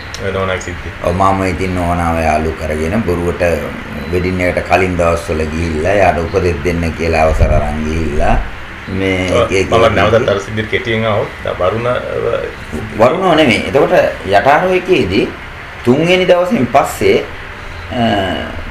මට සිහිනකොට දොර යටින් අරු අන්තිමට කොලේ දීලා අලුගම. ඒ කොලේ කෙලින්ම කාමරේ ඇතුලේ දොර යටින්. මම බලනකොට කොලයක් තියෙනවා. බලන්න මගේ අකුරු. මම අපවරම් බලනවා නිකන් කැරකිල්ල වගේ ඉඳලා. එහෙමත් තේරෙන්නේ නැහැ. පස්සේ බලනකොට මගේ කොලේම තමයි. ඊට පස්සේ මම ඇවිල්ලා අහනවා අපිට ඕනකම තිබුණේ ඔබ ඇත්ත කියනවාද කියලා බලන්න විතරයි. නැතුව මේ නම් දන්නේ නැතුව මේ බබ්බු නෙවෙයි අපි කියලා කියනවා. ඒතර ඇත්තටම මම හිතන්නේ මුන් මෙච්චරක් දැනගෙන ඉඳලා ඒ මෙච්චරවද දුන්නේ කියලා. පස්සේ නෙමෙයි ඔක්කොම දන්නේ මුන් දන්නේ නැහැ මුල කියලා. ඒතර ඕකත් එක්ක හර 6 දෙනාම ඒ වෙලේම තීන්දුව කරනවා ඉන්න තැන් වලින් ගන්න කියලා. 3 දෙනෙක් ගෙවල් වල නිවාඩු ගිහිල්ලා දෙන්නේ. තව එක්කෙනෙක් දවල් කාලේ වෙඩිපිටියක මේ අර පුහුණුවේ ඉතුරු කෝස් එකේ වෙඩිපිටියේ ඔහොම වෙලා ගන්න. ඒතර වරුණ හොයලා නැහැ. ඒතර වෙන්නේ දැන් දිගටම ඊට පස්සේ දැන් 6 දෙනා හරිනේ. ඊට පස්සේ මුන් අහන්නේ උඹලා කොහේ ඉඳන්ද මේ ඇන්දේ අරයි මේ. මම කියන්නේම ඩාර්ක් රූම් එකේ. මොකද ඒක කාටවත් පේන්නේ නැත්නම් මම දොර වහගත්තාම ලයිට් දාලාද කියලා හොයන්නත් බෑ. කාටවත් හොයන්න බෑ. ඒක ඉතින් මුන්ට පොඩි තැනක්. ඒක නමුත් මුන්ට තිබුණා කියන්නේ දැන් අපි මාත් එක කවුද ගන්දෙනු කරුවේ කියලා දැනගන්න. ඉතින් එතකොට මම කිව්වේ මේ මට ඉතින් එහෙම ලොකු සම්බන්ධකම් තිබුණේ නැහැ. ඔය එක වෙලාවක අර මේ කිරිහල් ළඟ එක්කෙනෙක් හම්බුණා. හොම ගියේ දැන් ඒ හම්බෙච්ච ඔරලෝසු මේ අර යකට අහුවෙලා නැහැ ඔරලෝසු අදපු කෙනා. එයාත් අහුවෙලා වගේ තැන් මම කීපයක් කිව්වා. නමුත් මුන්ට තිබුණා ඒ කියන්නේ ඊට වැඩිය මු අනිවාර්යයෙන් මේ අරවා ටික ගන්න එකට ගන්නකොට එනවනේ අදහසක්. එහෙම. ඉතින් ඒ ආසන්න කාලේ හමුදාවෙන් සාර්ථකව අයියාට ගත්ත තැන් එක එනවා මේ ලොකු කතාවක්. කොහොම වෙලා ඊට පස්සේ දැන් මම හිතුවා දැන් මොකක් හරි තැනක් නොකියුවොත් මේක තව අමාරු වෙනවා කියලා. තව මේ කියනවා. ඒ හින්දා මම හිතුවා දැන් මොකක් හරි තැනක් කියන්න එනවා කියලා. මම හිතුවා හොඳම දේ පන්සල කියලා. ඒකට හේතුව ඊට මාසයකට කලින් නෑ මාස 3කට කලින් රෝණ සහෝදරයා මැරිලා සතියයි. මේ මැරිලා දවස් 3යි. ග්‍රාම සේවක කෙනෙක් කෙනවා මේ තමන් වෙච්ච බාරයක් ඔප්පු කරන්න. ඒතකොට පොඩි හාමුදුරුවන්ටම තමයි කරන්නේ නේ. මොකද්ද හේතුව කියලා හාමුදුරුවෝ වැඩේට සෙට් වෙලා තමයි ආන්නේ. ඒ වගේම අර මිනි මරුව මරපු කවදා හරි මරුවොත් මම මේක කරනවා කියලා කිව්වා. අර මේ කියලා කිව්වා. බලන්න රෝණ සහෝදරයා මම. ඔව් ඒ සහෝදරයා ආම්දුර දැන් සිවුරැල්ලත් ගිහිල්ලා ආයෙ නැවත ඇවිල්ලා ලියුමක් නිසා ඒ හාමුදුරුවෝ ගියා විතරනේ මම දන්නේ. ඔව් නෑ ඔබ හිතන්නේ ගියා කියලා. ගියා විතරක් නෙවෙයි හාමුදුරුවන්ට මමම ෆොටෝ කීපයක් ගහලා මට චිත්‍ර අඳින්නත් පුළුවන්. මම එක එක ක්‍රම වලට රැවුල් ඇඳලා ඩාර්ක් රූම් එකේ තියන් පොයින්ට් එක වැඩි වෙන මම කිට් කරන්න ඕනේ දහන්නේ. එතකොට දැන් ඒ හාමුදුරුවෝ ලියුමක් නිසා ඒ හාමුදුරුවෝ කියනවා මෙතන. ඔව් ඒ මම අබේසිංහාරාමේ කියනවා. හරි. අබේසිංහාරාමේ කියනවා එතන තමයි මොකද ප්‍රේමදාසික හොඳම පන්සලක්. එතකොට හාමුදුරුවෝ එතන ඉන්නවා. ලියුම හම්බ වෙනවා. ලියුම ලොකු හාමුදුරුවෝ කියනවා හාමුදුරුවෝ සිවුරු ඇරලා කියලා. මම පළවෙනි දවසේ එනවා. සිවුරු ඇරලා දැන් මාස 2කමාරක් විතර වෙනවා කියලා කියනවා. මම ඊළඟ දවසේ යනවා. ගිහලා ලොකු හාමුදුරුවන්ට කියනවා හාමුදුරුවනේ ලොකු සීන් එකක් මේක. මේ හමුදා තා පොඩ්ඩෙන් හමුදාවේ මෙච්චර ලොකෝ අරවමිනෝ ලොකු සීන් ගොඩක් කියලා අන්තිමට අහනවා මේ මොකක්වත් නැද්ද හාමුදුරුවෝ තරම් කියන දන්නේ කියලා. ඊට පස්සේ අර හාමුදුරුවෝ කියනවා නෑ මට ලියුමක් එව්වා කියලා. ඒතර ඒ ලියුම වල තියෙන්නේ ඔබ වහන්සේගේ දෙපා නැමෙද මට සමාව ගන්න. සදර නෑ ඒ හාමුදුරුවෝ නම් මොකද දැන් සිවුරු පුඤ්ඤරත්න. දැන් ඒ හාමුදුරුවෝ සිවිල් පිට නමකින් එතන ගිහින්නේ යට අපිට. කලින්මයි කම්සේ ඒ නමක් දන්නේ නැහැ කියන්නේ එතන සිවිල් පිට නෑ එහෙම නෑ. එතකොට දැන් ඒ හාමුදුරුවෝ මොනවද ඇවිල්ලා කියන්නේ? දැන් ඒ හාමුදුරුවෝ කියනවාද? එතකොට ඒ හාමුදුරුවෝ එතකොට තැනක එතකොට අර ලියුම එවන්නේ අහවල් පන්සලට આવත් මම ඔබ වහන්සේව හම්බෙන්නම් කියලා. මට වැඳලා සමාව ගන්න ඕනේ කියලා. ඒතර ඇත්තටම ඥාති ගෙදරක ඉඳලා තියෙනවා. ඒ ගෙදරට ගිහලා හාමුදුරුවෝ ගන්නවා. අරගෙන යටාරෝයකට ගියනවා. ඇවිල්ලා කියනවා මූට් එක එකතු වෙලා කරපු වැඩ ටික දැන් කියපන් කියලා. ඒකට හාමුදුරුවෝ ඉතින් මැප් බැලුවා ඒවයි අරවන්නවා කියලා. ඒක කියනකොට තේරෙනවා මේ ටිකක් ඒ කියන්නේ හාමුදුරුවෝ කියන අර රෝන් සහෝදරයාගේ මරණය ගැන මේ දැනගත්තු ගමන් මේක ඉක්මනින් යවන්න පුළුවන් හැම පැත්තෙම මේක යවන්න ඕනේ කියලා මම කිව්වා කියලා. ඉතින් දැන් මට රොෂාන් එක පාට අල්ල ගන්න බෑනේ. මම තව හැම තැන් වලටම මේක කියනවා. ඒක මම පන්සලටත් කියනවා දන්න හැමෝටම මේක කියන්නේ කියලා.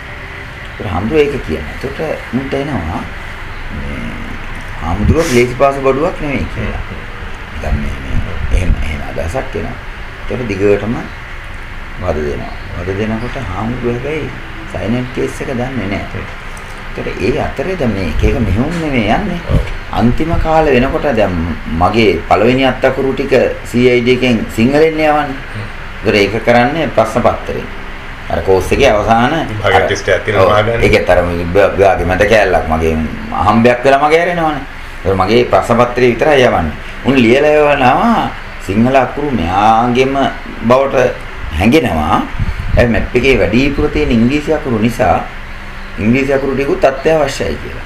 ඒතර CEO තීන්දුව කරනවා මූ පස්සේ දැන් කොහොමද ෆලෝ කරන්න ඕනේ.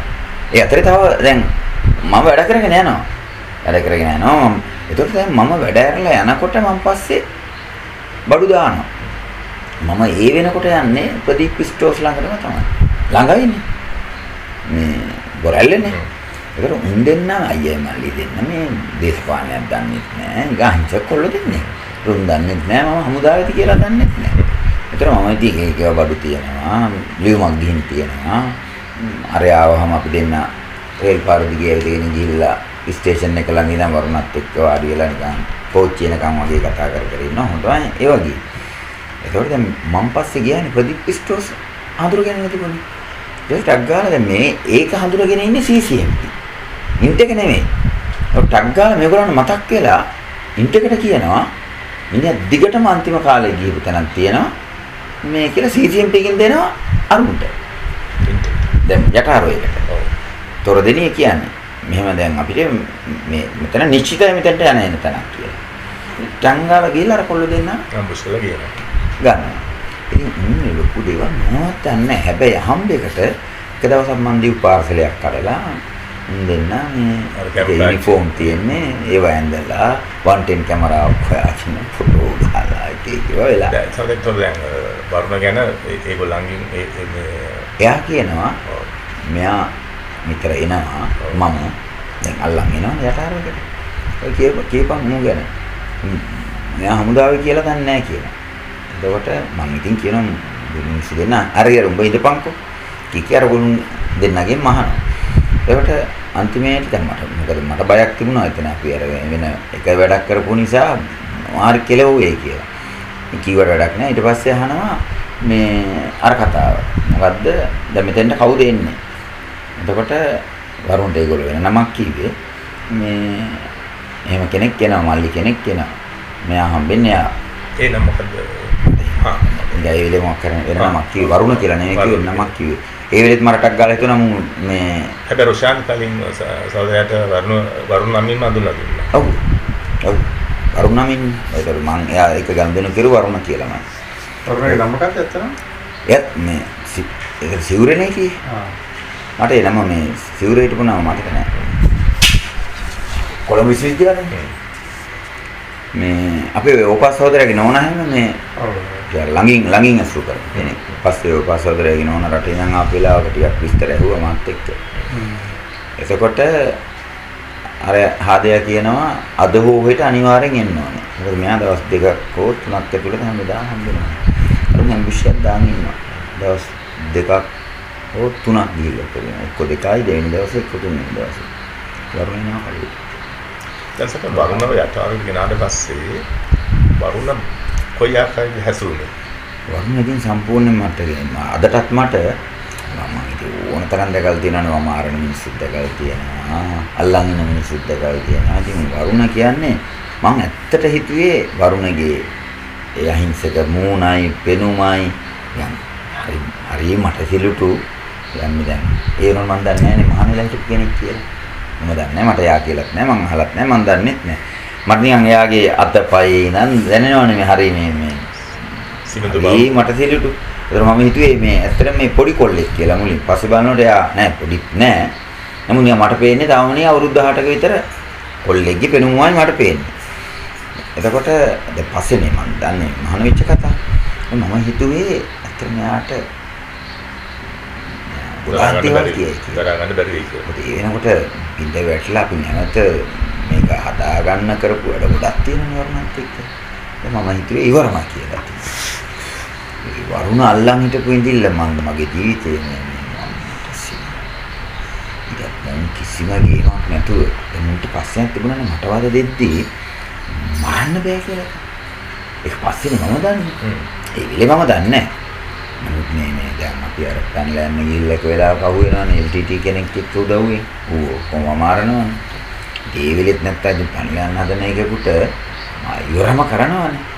ඒතර ඒත් මට තේරෙන්නේ නැහැ මේ මෙච්චර පරපතල සිද්ධියක් කියලාත් මේ මම හිතුව කරන් ඉන්නේ කියලා. ඒ වෙලේ මට තේරෙන්නේ නැහැ දැන් මේ මොකද සාමාන්‍ය වගේ තැනක මම කියන එක සාමාන්‍ය නෙමෙයි. මට එක චූට්ටක් තිබුණා මම CCMP කාර්යයක් ඉන්න මුන්ට චූටි මේ බලපෑමක් ඇති කියලා එකක් චුට්ටක් තිබුණා. ඒ ඇරෙන්නේ නැහැ මොකද නැහැ මොකද වරුණට ගත්තොත් එහෙම මට පය අම්මලානේ කෙරුවේ. අල්ලා පාන්කට ඔබලා එහෙම කරලා ඒ අතටම ලණුවක් දාලා අර වැට තියෙන දෙවෙනි තට්ටුවේ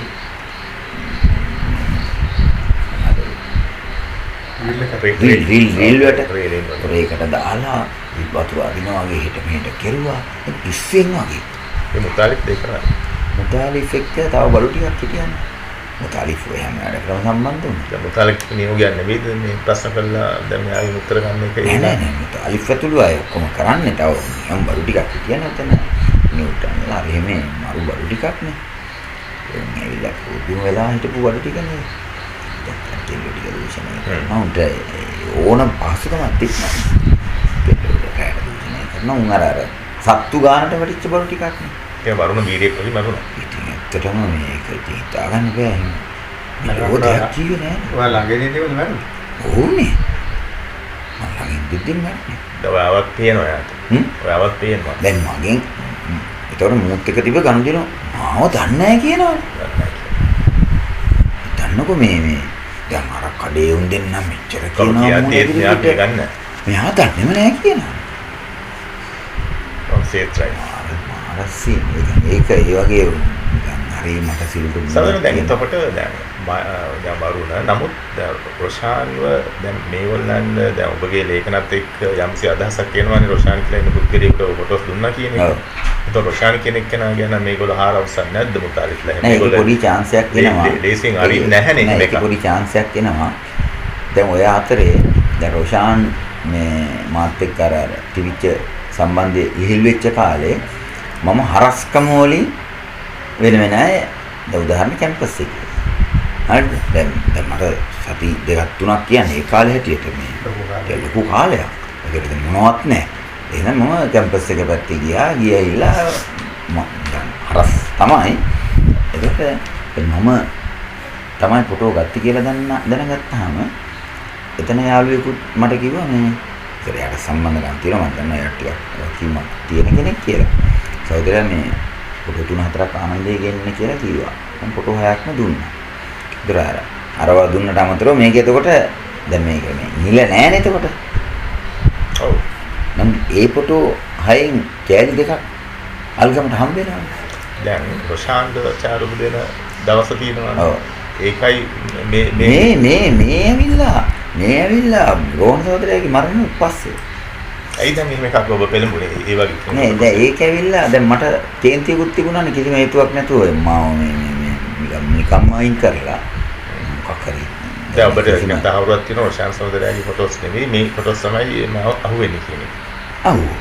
ඒක ඉස්තිර. මොකද එතකොට අල්ගමටත් ඒක දැන් ප්‍රශ්නේ තියෙන්නේ අල්ගමට අහුවෙන කෙනා මැරෙනවද? නෑ අය අල්ගමට දැන් ෆොටෝ කැලයක් අහුවෙනවා එකෙක්ගෙන්. එයාට කොච්චර ගැහුවත් එයා දන්නේ නැහැ එයාට දුන්නේ කවුද කියලා. ඔබ දුන්නේ එයාට නෙමෙයි. නෑ මම දුන්නේ එයාට නෙමෙයි. හරි. ඉතින් ඒ හින්දා මේක කොහොම හරි දැන් මේක හරස් එකක් නෙවෙයි. ඒක ලිහිල්. ඒ සම්බන්ධ ලිහිල්. ඒතකොට අර එයා කාට හරි දුන්නා එයා දුන්නා. මේ ෆොටෝ කැලේ කීපයක් අන්තිම වෙලේ මේ ලිහිල් ලෙස දෙවිසරි දීපු ඒවා. එහෙම ගියා. ඔකත් මේ අල්ගමට හම්බෙන් මේ බීලා අර පාටි එකදී මතක් වෙලානේ මම පැත්තකට කරන් ගින් හන්නේ මේ. ඒක හරි. ඒක සමහරවිට මුල් අවස්ථාවේදී මම මේ ෆොටෝස් දුන්න එකත් මුන් දන්නවද? ඒ කියන්නේ සතු කාර්යය දන්නවද? ඒක මම මාන්දගේ ෆොටෝ දුන්නා කියලා. මුල්ම අවස්ථාවේ. නෑ ඒකෙදි මම කියන්නේ දැන් මේ මට එහෙම ලොකු සම්බන්ධකම් තිබුණේ නෑ කියලා. එතකොට දැන් අරවා දුන්නේ කාටද කියලා අහුවාම මේ දැන් ඔය හම්බෙච්ච ෆොටෝ ඒ වෙලේ මම කියන්නේ ඒව මම දුන්නේ නැහැ කියලා. ඒකට හේතුවක් තියෙනවා. අපි අර වෙන ගේමක් ගහලා GFC එකට බැරි වුණා නේද? එහෙනම් මම කියන්නේ ඔය යාගේ ෆොටෝ දෙන්න මට එහෙම සම්බන්ධයක් තිබුණේ නැහැ. අරයා ඉඳලා හිටලා හම්බෙන්නේ හැමදාම නෙමෙයි. ඒ කියන්නේ දැන් මට සම්බන්ධ තියෙන කෙනා. එතකොට රෝහණ විජේවීරගේ ඝාතනය කරපු අයගේ ෆොටෝ ඉල්ලුවා. මම අර පාටියේ ෆොටෝ දුන්නා. මම ඒකට ඔන්න ඒක කෑල්ලා. හරි ඒ කියන්නේ ඔබ අදහස් කරන්නේ රොෂාන් ගැන ඒ කියන්නේ තවදුරටත් මේගොල්ලෝ ආහාරවස්තු නැද්ද ඔය කියන කතාවත් එක්ක ඒ කියන්නේ රොෂාන් කියන්නේ කොයි වගේ ඔව් නෑ ඒකෙදි දික්කටම ඒටයි එක දුන්නා. ඒගොල්ලන්ට ලොකු මනාවක් තිබුණා. ඒක තව අය උතෙන්ට ආවනේ සිවිල් පොරවල් පවා. පීරිස් නෙමෙයි නමුත් අදටත් මට ඒ නිකන් වයසක පොර කවුද කියන එක මම තාම හොයමින් ඉන්නවා. ඒක 90 මාර්තුවෙන් පස්සේ. ඔව් ඒ කියන්නේ සිවිල් චරිතත් ගෙන්නුවානේ. අනරුට ප්‍රශ්න කරන්නේ. කෙට්ටුයි නිකන් සුදු ඇඳලා හිටියේ. මේ හුඟක් කෙට්ටුයි. කොණ්ඩේ ගොඩාක් තිබුණෙත් නැහැ. ටිකක් ඉස්සරහ හරිය මොන මාසේ වගේද? ඒ කියන්නේ 90 දැන් මාර්තුනේ මං අහුවෙන්නේ. ඔව්. මම 17ක් නේ අතාර එකේ ඉන්නේ. ওই 17 ඇතුලේ. 17 ඇතුලේ. ඒ විවිධ ප්‍රශ්න. ඒක ඌව ගෙන්නේ මට තිබුණා මුමු වගේ එකෙක් ජයිපේ නිකන් මේ පල්ලෙහා තැනක තියන්න හේතුවක් නෑ. එන්න දැන් උන්ට දිගටම ඕන වුණා මේ මාත් එක්ක ගම්දෙනු කිරුවේ කවුද කියලා. සහෝදරයා මේ බෙදලා පස්සේ සමන් පීස් එක සහෝදර මොන ගැස්සන කියන මේගොල්ලෝ දන්නවද? නෑ එහෙම දන්නවා. දැනගත්තට පස්සේ අද රාජ්‍යයේ සිද්ධියත් එක්ක නෑ හාමුදුරුවෝ දන්නේ නෑනේ. හාමුදුරුවෝ දන්නේ නෑනේ සමන් පීස් එක කියලා. හොඳ කියමුන්නේ. හාමුදුරුවෝ මැරෙනවානේ. එතකොට දැන් හාමුදුරුවෝ මරනවා කියලා දන්නේ වදාකට නවරත්න හරි කවුරු හරි පත්‍රයකට ලිපියක් ලියනවා. බුදු පුතුනේ මේ හිමියනේ මේ බුදු පුතුන් කොයිද කියලා ලිපියක් ලියනවා. ඒකේ මේ හාමුදුරුවන්ගේ ෆොටෝ එකක් දානවා. ඒතකොට තමයි මම කෝල් කරලා අහනවා මේ ඊට පස්සේ කියනවා ඒගොල්ලන්ගේ අම්මා තමයි මේ විස්තර දුන්නේ ෆොටෝ එක දුන්නේ අර එමේ කියලා. ඒ දැන් වරුන්ට කලින් මේ ස්වාමීන් වහන්සේලා ඝාතනය කරනවා. ඔව්. නෑ ඒක මම දන්නේ නෑනේ මෙයා මැරුවා කියලා. ඒකට දැන් මම යටාරෝ එකෙන් ගේන වෙලාව වෙනකොටත් හාමුදුරුවෝ ඉන්නවා. හරි. නමුත් වරුණ ස්ථිර වරුණ මම ඉන්න දවස් ටිකේම ඒ ගෙනාපු දවසේම මරනවා. අනික හම්දා සිබුල හැයත් යටාරෝ කිය මේ කියන්නේ සහෝදරයා ගෙනියනකන් ඉන්නවා. නෑ ඒ 6 දෙනාගෙන් CCMP 6 දෙනාගෙන් දෙන්නෙක් විතර එතනට ගියා. ඒක හේතුව දැන් CEO විරුද්ධයිනේ. දිගටම මේ CCMP කාර්යය අතෙන්ට යවපෙකට. ඒකට ඒ හින්දා යවන්නේ නැහැ කවුරුවත්. 6 දෙනාම මේ උදාමුදා පොලිසිය තියන් තමයි ප්‍රශ්න කරන්නේ. ඒ ප්‍රශ්න කරන අතරේ පොඩි එක පොයින්ට් එකක් දැනගන්න විතරක් නිකන් ප්‍රශ්න කරනවා කියලා වද දෙන්න නෙවෙයි. වද දෙන්න වැඩේ සීව නවත්තලා තින්නේ. ඒ පිස්සුව කරන්න බෑ කියලා. බන්දුල සේනායි තව කෙනෙකුයි ගේනවා යටාරේ. ඒ ගෙනල්ලා මාව පෙන්නලා කියනවා මූට කර වෙලා තියෙන දේ තොපිට කරගන්න ඕනේද කියලා අහන්නේ. කවුද බන්දුලසේ? බන්දුලසේන කියලා ඒ 6 දෙනා එක්කෙනෙක් හිටියා පස්සේ විපක්ෂ නායකයෙක් මේ සභාපති හිටියා ප්‍රාදේශ සභාව. බොක්සින් එක නාද? බොක්සින් එක. දැන් සහෝදර දැන් ඔය අතරේ ඒ කියන්නේ ප්‍රශ්න කරන්න ගෙනාවේ නෑ ඒගොල්ලෝ. රාජපක්ෂ කියන හමුදා එක්කන පිළිගත්තද සයිනයිට් එක යනවා. ප්‍රශ්න තියෙන්නේ එයාගේ කබඩ් දැන් ගත්තු ගමන් ඒගොල්ලන් කබඩ් චෙක් කරනවා. 6 දෙනාගේම කබඩ් චෙක් කරනවා. කබඩ් චෙක් කරනකොට රාජපක්ෂයේ කබඩ් එකේ තියෙන සයිනයිට් කැප්සියුල් එක පිළිගන්න උනා. එයාගෙන් දිගටම අහන්නේ මේක මොකටද තිබ්බේ කියලා. ඒකට එයාට ඒකට උත්තරයක් නැති වෙනවා. ඊපස්සේ එයා එක වෙලාවක් කියනවා ඒක මගේ නෙමෙයි, එයාගේ නෙමෙයි කියලා. ඒක කාගේද කියලා හොම මගේ කියනවා. ඒතර මගෙන් ඇවිල්ලා අහනවා ඔබ දුන්නද මෙහෙම එකක් රාජපක්ෂට කියලා. මම කියනවා මම දන්නේ නැහැ කියලා. ඊට පස්සේ රාජපක්ෂට ගිහින් කියනවා තුපිටයකෝ අංගරු කියනවා මේ ඒක උඹේ කියලා. රාජපක්ෂලා මල් පානවා. දැන් හොනේ ඒවා වෙන්නේ. රාජපක්ෂ දන්නවනේ මිනිහාගේ නෙවෙයි කියලා. ඒකට දැන් ඕවා මොන වෙලාවක වෙන දේවල් නේ. රාජපක්ෂලා මල් පානවා. රාජපක්ෂය කියනවා මේ ඔක මගේ නෙවෙයි සර්. මම ඕන කියන්නේ සිද්ධියේ කියලා කියනවා. ඇත්තටම වරුන් තමයි කියලා දෙන්නේ. ඔව්. සාදර දැන් මම රොෂාන් සම්බන්ධව ඔය තාරෝ ඉන්න කේදී අර පිටින් ආපු මිනිස්සුත් ඇහුවද? කියන්නේ සිවිල් කට්ටිය රොෂාන් ගැන ඇහුවද? රොෂාන් කියලා නෙවෙයි අහන්නේ.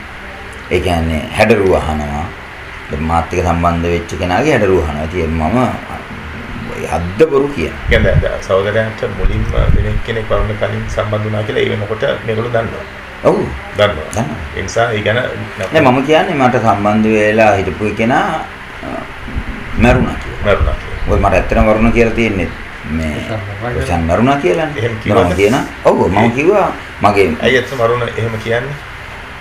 මම දැනගෙන හිටියේ ඒක මට තේරිච්ච විදිහට වරුණ ඇත්තටම හිතුවේ රොෂාන් මරුණා කියලා.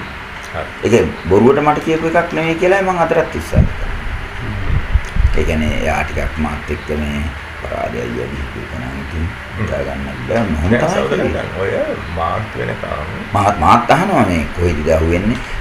බෑ සහෝදරයා මේ කවුද පාවලා දුන්නේ අර මේ හොමත් කියනවා. දැන් සමන් පිසිරි සිද්ධියෙන් පස්සේ ඔය මාත් වෙනකම් වරුණනේ සහෝදරයා සම්බන්ධ තියාගන්න. ඔව්.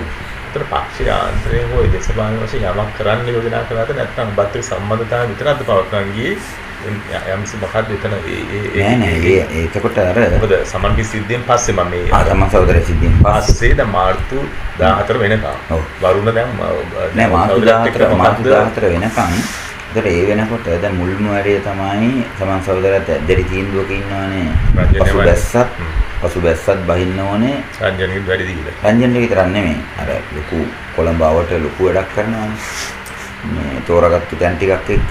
ඒක ටිකක් මේ ලොකු බරක් දාලා කරපුවා. ඒකෙන් තමයි දෙවෙනි සෙට් එක යන්නේ. තරම් දෙවෙනි සෙට් එක යන්නේ ඒක ටිකක් අපරාධයක් කරගත්තේ. එයාට තිබුණා නිකන් පසුබැස්සාම අර මනෝභාවය.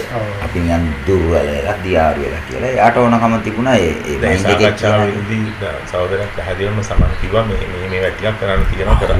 ඒවට දාලා අපි දැන් හිතුවා ඒවල දාලා බඩු ගන්න ඕන විදිය හිතුවා. කොහොම රොෂාන් සහෝදරයන් සම්බන්ධ වුණාද? කවුද? රොෂාන් ඒ කියන්නේ සමන් පිසිරිගේ සාකච්ඡාව. නෑ ඒක ඇවිල්ලා මෙයා මාත් එක්ක පුද්ගලිකවම මේ වැඩිපුර අබේසිංහාරාම වැඩිපුර. හැබැයි රොෂාන් පළවෙනි එකට ආවා කිව්වනේ. පළවෙනි එකට ආවා. නෑ මං කිව්වේ ඊට පස්සේ අබේසිංහාරාමයට ආවා කිව්වා. ඔව් නෑ මං කිව්වේ දැන් අර ඊට පස්සේ දැන් ඒ අඳුනලා දෙන්න දෙන්න ඇත්තේ. ඔව් අඳුනලා දෙන්න. ඊට පස්සේ වැඩ කතා කරේ සමන් පිසිරි සහෝදරයා. ඔව් ඉතින් අපි දැන් ඔය දැන් මගේ නඩුවට අර යෝ දේවත් උස්සන් ඉන්නේ ඒ හින්දානේ. ආරියදාස මට කියන්නේ ඔයා මම කියනවා සම්බන්ධ වෙන්න ඔයාගේ ඩොකියුමන්ට් එක හම්බුනේ සමන් පිසිරිගේ බ්‍රීෆ් කේස් එකේ තිබිලා නෙවෙයි. එයා තේ තිබුණා account file එක. ඔව්. ඒ account file එක සමන් පරිශීලනය කරලා මම නෝට් එකක් දාලා ඒකට ඒක පරිස්සමෙන් වෙන තැනක තියන්න කිව්වා. මෙයාට කම්කරු දෙපාර්තමේන්තුවේ මිනිස්සයි ගෙදර දීලා තිබ්බා. ඔව්. මෙයාට ඉතින් ගහලා වයිෆල් වෙනකොට මෙයා වලු මොකුත් නැහැ හිතන රත්තරන් ටික මම දුන්නා. ඒ දුන්න එක පිළිබඳව මම නෝට් එකක් දාලා තියෙනවා. ඒ පොත හවල් තැන තියෙනවා කියලා ගත්තා. ඒ පොත ගන්නකොට ඒක ඇතුළේ වාගේ ඩොකියුමන්ට් එක තිබුණා. ඒකෙදී දැන් මෙහෙම වෙන්න පුළුවන්. එතකොට තමයි ඒ කියන්නේ නිශ්චිතවම ෆොටෝ ටික ඇතුළු ප්‍රධාන ලියකියවිලි ටික තිබුණේ තමන් සහෝදරයා ගාව කියන එක CEO ගේ කට උත්තරෙන් මේ යුද්ධ අධිකරණය දෙන එයාගේ සාක්ෂිකාරයෙක් විදිහට ඇවිල්ලා කියන එකෙන් ඒක 100% ෂුවර් වෙන්න පුළුවන් මෙහෙම ඒවා. ඒ කියන්නේ අර ඔබගේ ඔයා ඇඳපු මොකක් හරි අරගේ මේක ඇතුලේ තිබුණා. 100ක් තියෙනෙත් අර ආරිදාස අර තමන්ගේ මිත්‍රයාගේ තිබ්බ බ්‍රීෆ් කේස් එකද සැකස්ම ඔබගේ අත්තකරු වචන කියන්නේ හමුදා කඳුරු වල සැකස්ම ටික තිබ්බේ බ්‍රීෆ් කේස් එකේද? ඒ ඇවිල්ලා සමන් සහෝදරයා ගාව තිබිච්ච බ්‍රීෆ් කේස් එක. දැන් මේ කියන කතාවේ වගේ තවලිය කියලා කෙතන පනාගොඩ පිළිබඳ තියෙන නේවක ඊට පස්සේනේ එයාව ගේන්නේ සාක්ෂිකරුවෙක් විදිහට යුද්ධ අධිකරණයට ගේනවා ආරිදාස. ඒ ගේන්නේ ඒතර මේ මැප් එකත් එක්ක තමයි. ඒතර ඒ වෙලෙත් එයා කියන්න උත්සාහ දරන්නේ අපි ඇවිල්ලා තේ හදලා දුන්නා අපිට. අපි මොනවද කරන්න කියලා දන්නේ නැහැ. ලොකු වෙලාවක් මේ ඒතර අරගොල්ලෝ අහනවා ප්‍රශ්න මේ ඒ කියන්නේ මොන වගේ වැඩද කෙරුවේ? නෑ මොනවා හරි ලියුවා. එතකොට අරගොල්ලන්ට ඕනකම තියෙන මේ මැප් එක ගොයිපලේ නම් තමයි හැදුවේ කියලා කියන්නේ. අපි ගොයිපලෙත් හම්බුණානේ. ඒක ගොයිපලේ හම්බෙච්ච එක ආරිදාසගෙන් ගියා. ඊට පස්සේ ආරිදාසගෙන ආවම තමයි ආරිදාස ওই කතාව වැඩිපුර කියන්නේ එක හේතුවක් තියෙනවා. ආරිදාස කියන්න දිගටම උත්සාහ දරුවා යුද්ධ අධිකරණයේදීත් මේ මං ඉදිරියට කට උත්තරේ මුලින් ලියා ගන්න. මොකද යුද්ධ අධිකරණයේ සිස්ටම් එකක් තියෙනවා. විත්තිකරු ඉදිරි පිට තමයි කට උත්තරේ ලියන්න ඕනේ. ඒක වෙන මොකද්ද ක්‍රමයක් ඒක. මං ඉදිරි පිට මේ දැන් මේ ඔක්කොම කියන්නේ. ඉතින් මිනිහට ඕනකමක් තිබුණා මං පාවා දුන්නා නෙමෙයි. මගෙන් රත්තරණුයි අරවාමයා ගැන අහනකොට මං දන්නේ දෙයක් කියා ගන්න බැරි හින්දා මට ඕනකම තිබුණා මේ ওই ලියකියවිලි වල වැඩ විතරයි මං කෙරුවේ. ඒක මුතුබණ්ඩ ගාව තියෙනවා බලන්න කියලා කිව්වා. දැන් මුතුබණ්ඩ ගාව තියෙන බීප් කේස් එකේ ගත්තට පස්සේ මෙන්න මේ ආම්බෙන් මෙහෙම එකක් තිබුණේ. ඇත්ත වෙන්නත් පුළුවන්. මොකද දන්නවද? ෆොටෝ වලින් තියෙන මැප් එකක් තියෙද්දි අය මොන කේම්මලක්ද මේක? අය මේ ඉරිකැලිටි එකෙන් තියෙන මේ මැප්. ඉරිකැලි මැප් එක ඒක ඇතුලේ තියෙනවා. එයා කියන්නේ නෑ නේද අර ඔරිජිනල් එකක් තියෙනවා. සාදර දැන් ඒකට පතලා දුන්නේ කිව්වා. ඔව්. එතකොට PSC ඒකාසට ඒක දාලා කියලා එයා දන්නේ නැහැ කිව්වා. එච්චරයි. දැන් සාදර දැන් ඔය දීහිල පොඩි අනානක්සිල බබක් අපේ සහබව තියෙනවනේ ඒක දැන් මූලික වෙලා තියෙනවනේ ඒක මම අර මුලින්ම ඔබගෙන් ප්‍රශ්න අහුවා. නමුත් දැන් මට මේ දැන් රොෂාන් ඔබ සමන් පිස්තිරි සහෝදරයාට මුණ ගැස්සන්නේ කොහේද? රොෂාන් සමන් පිස්තිරි සහෝදරයාව ඔබට මුණ ගැස්සන්නේ නෑ කෙලින්ම මගෙන් අහනවා. ඒ කියන්නේ මේ දැන් සමන් පිස්තිරි කියලාම කියනවා නෙවෙයිනේ. කබ්‍රාල් කියලා කිව්වා. ඔව් කබ්‍රාල් කියලා කිව්වා. ඒකට දැන් මම මේ මුල්ම දවස්වල දන්නේ නැහැනේ කබ්‍රාල් ඒ කියන්නේ මේ කබ්‍රාල් කියන ඔව් කබ්‍රාල්ද මෙයාද කියන එක දන්නේ එහෙම ඒ කියන්නේ හමුදාවටත් තිබුණා ඇත්තටම කබ්‍රාල් වෙන කෙනෙක්ද මෙයාද කියලා එහෙමත් තිබුණා ඒක මේ දැන් පස්සේ කාලෙක මෙහෙම වුණාට එහෙම එතකොට මගෙන් අහනවා අපිට සේෆ්ටි තැනක් නැද්ද කියලා කබ්‍රාල් මම තමයි කියන්නේ මේ ඇත්තටම සේෆ්ටි තැන මේක ප්‍රේමදාසගේ උත්තම බල කොටුව හාමුදුරුවන්ටම වයසයි කන් ඇහෙන්නෙත් නෑ ඉතින් අපිට කිසි ගේමක් නැතුව පොඩි හාමුදුරුවන්ගේ මේ තන පාවිච්චි කරන්න පුළුවන්. සාදර දැන් මම නැවතත් පස්සේ අහනවා රොෂාන් මුණ ගැස්සුවට පස්සේ දැන් අර යම්කිසි ප්‍රහාරාත්මක වැඩ ටික සාකච්ඡා කරේ සමන්දේශී සහෝදරයා විතරයි. ඔව්. හරි. ඒක ඒ වෙනකොට සමන් සහෝදරයා වැඩ කරමින් හිටියෙත්. ඔව්. ඉතාම විශ්වාසයෙන් සහ බොහොම ප්‍රෙෂර් එකකින්. ඔව්. සහෝදර දැන් ඔය 90 මාර්තු මාසයෙන් පස්සේ දවස් 17ක් තුල රොෂාන් සහෝදරයා ගැනත් යම් සිද්ධියට මේක විමසනවා. ඔව්. දැන් ඔබ ඊට පස්සේ ගල්පල්ලියේ දිගටම ඉන්නවා ඊට පස්සේ. ඔව්. ඔය අතරතුර කාලේදී නැවත රොෂාන් සහෝදරයා ගැන කවුරු හරි විමසනවාද ඔබ ගෙනල්ලා කොහට හරි? ගල්පල්ලියේ ඉන්න අතරේද? ඔව්. ගල්පල්ලියේ ඉන්න අතරේ. රොෂාන් ගැන නෑ විමසනවා නෙමෙයි. යුද්ධාධිකරණයේ දැන් වැඩ පටන් ගන්නවානේ. යුද්ධාධිකරණයේ මුලින් අවුරුදු 2ක් විතරම නඩු නැතුව නිකන් තියන්නේ. ඒක මම ඔය ලිපිනයක් වාගෙන 90 වර්ෂය තුල මුල් කාලෙම ඔව් රොෂාන් ගැන නැවත විමසනවා.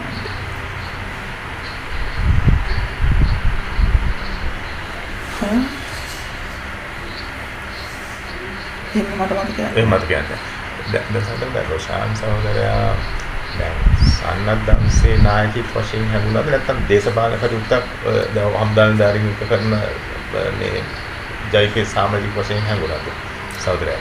නෑ එකක් ඇවිල්ලා මේ දැන් දේශපාලනය ගැන කතා කරනකොට මේ ටිකක් ඒ මොකටවල වල මතුවෙන කාරණා කතා කරනකොට ඉතින් දේශපාලනයත් ඉතාම ඉහළින් කියලා තේරෙනවා මට. මට කිසිම වෙලාවක තිබුණේ නෑ මෙයා මේ සන්නද්ධ වැඩේ විතරයි කියලා. නමුත් මේ එයාගේ වැඩිපුර නැඹුරුව ටිකක් ඒ පැත්තට කියන එක දැනලා තිබුණා. කියන්නේ හැම වෙලේම අහනවා අලුත් වෙපන් ගැන අහනවා. දැන් හිටපු ගමන් ඔය හමුදා පාවිච්චි කරන අලුත් වෙපන් තියෙන්නේ. ඒ කාලේ ඒකට ආවනේ මිනි වෙපන් වල ඉඳන් ඒවල ක්‍රියාකාරීත්වය වත් අහනවා.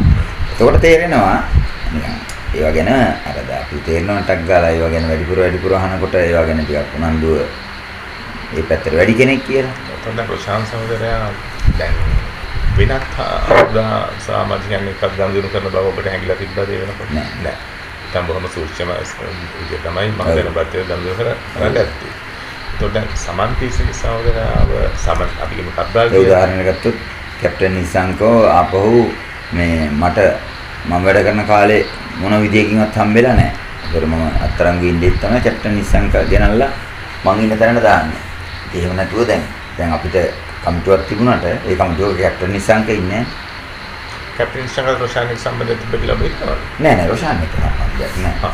ඒක කැප්ටන් නිසංක සෝමාන්සෝ ඉලිද්දාම් සිද්ධිය ගැන බත් එක සාකච්ඡා කරන මාර්ගයන්ස කිව්වද ඒක? ඇත්තම ඒ සිද්ධිය මොකක්ද සහෝදරයා කියන්නේ සෝමාන්සෝ දාන්න සම්බන්ධ වෙච්ච පිරිස ගැන නිසංක ඒ කියන්නේ කැප්ටන් මොනවද කිව්වේ? يعني එකක් කැප්ටන්ට ලොකු දේශපාලන ගනුදෙනුවක් නෙමෙයි පක්ෂෙත් එක්ක තිබුණේ පුජ්‍යල ගනුදෙනුව. ඒ පුජ්‍යල ගනුදෙනුව කෙලිම සෝමාංශ මතම නිර්මාණය වෙච්ච එකක්. හරිද? ඒ කියන්නේ කලුතර කැප්ටන් කලුතර ඒවත් එක්ක හැදිච්ච මේ කාලේ නම් හැදිච්ච එහෙම ගනුදෙනුවක්. එතකොට ඊට පස්සේ දැන් ඔය රෝන් සෝදරයට ගියක් හොයන්න ඕනේ කියන එකත් මේ රෝන් සෝදරයට කියලා කිව්වේ නෑ. කැප්ටන් එක්ක කතා කරලා තියෙනවා. يعني කැප්ටන් එක වෙලාවක මට කිව්වා මේ අපරාධී වෙලේ දැන් අපි දන්නේ නැහැනේ දැන් මේ රෝණ සහෝදරයාට ගෙවල් හොයන්නේ කියලා. දැන් මෙහිම උඩ වෙලා තියෙන ඒවා අපි දන්නේ නැහැනේ. එහෙම හිතුණා නම් මට තාමත් තියෙන ෂොක් එක මේ එහෙනම් ඉතින් අපි මොකද මේකේ ක්වාටර්ස් එකේ හරි තියාගන්න තිබුණා කියලා. කැන්දලන්දේ.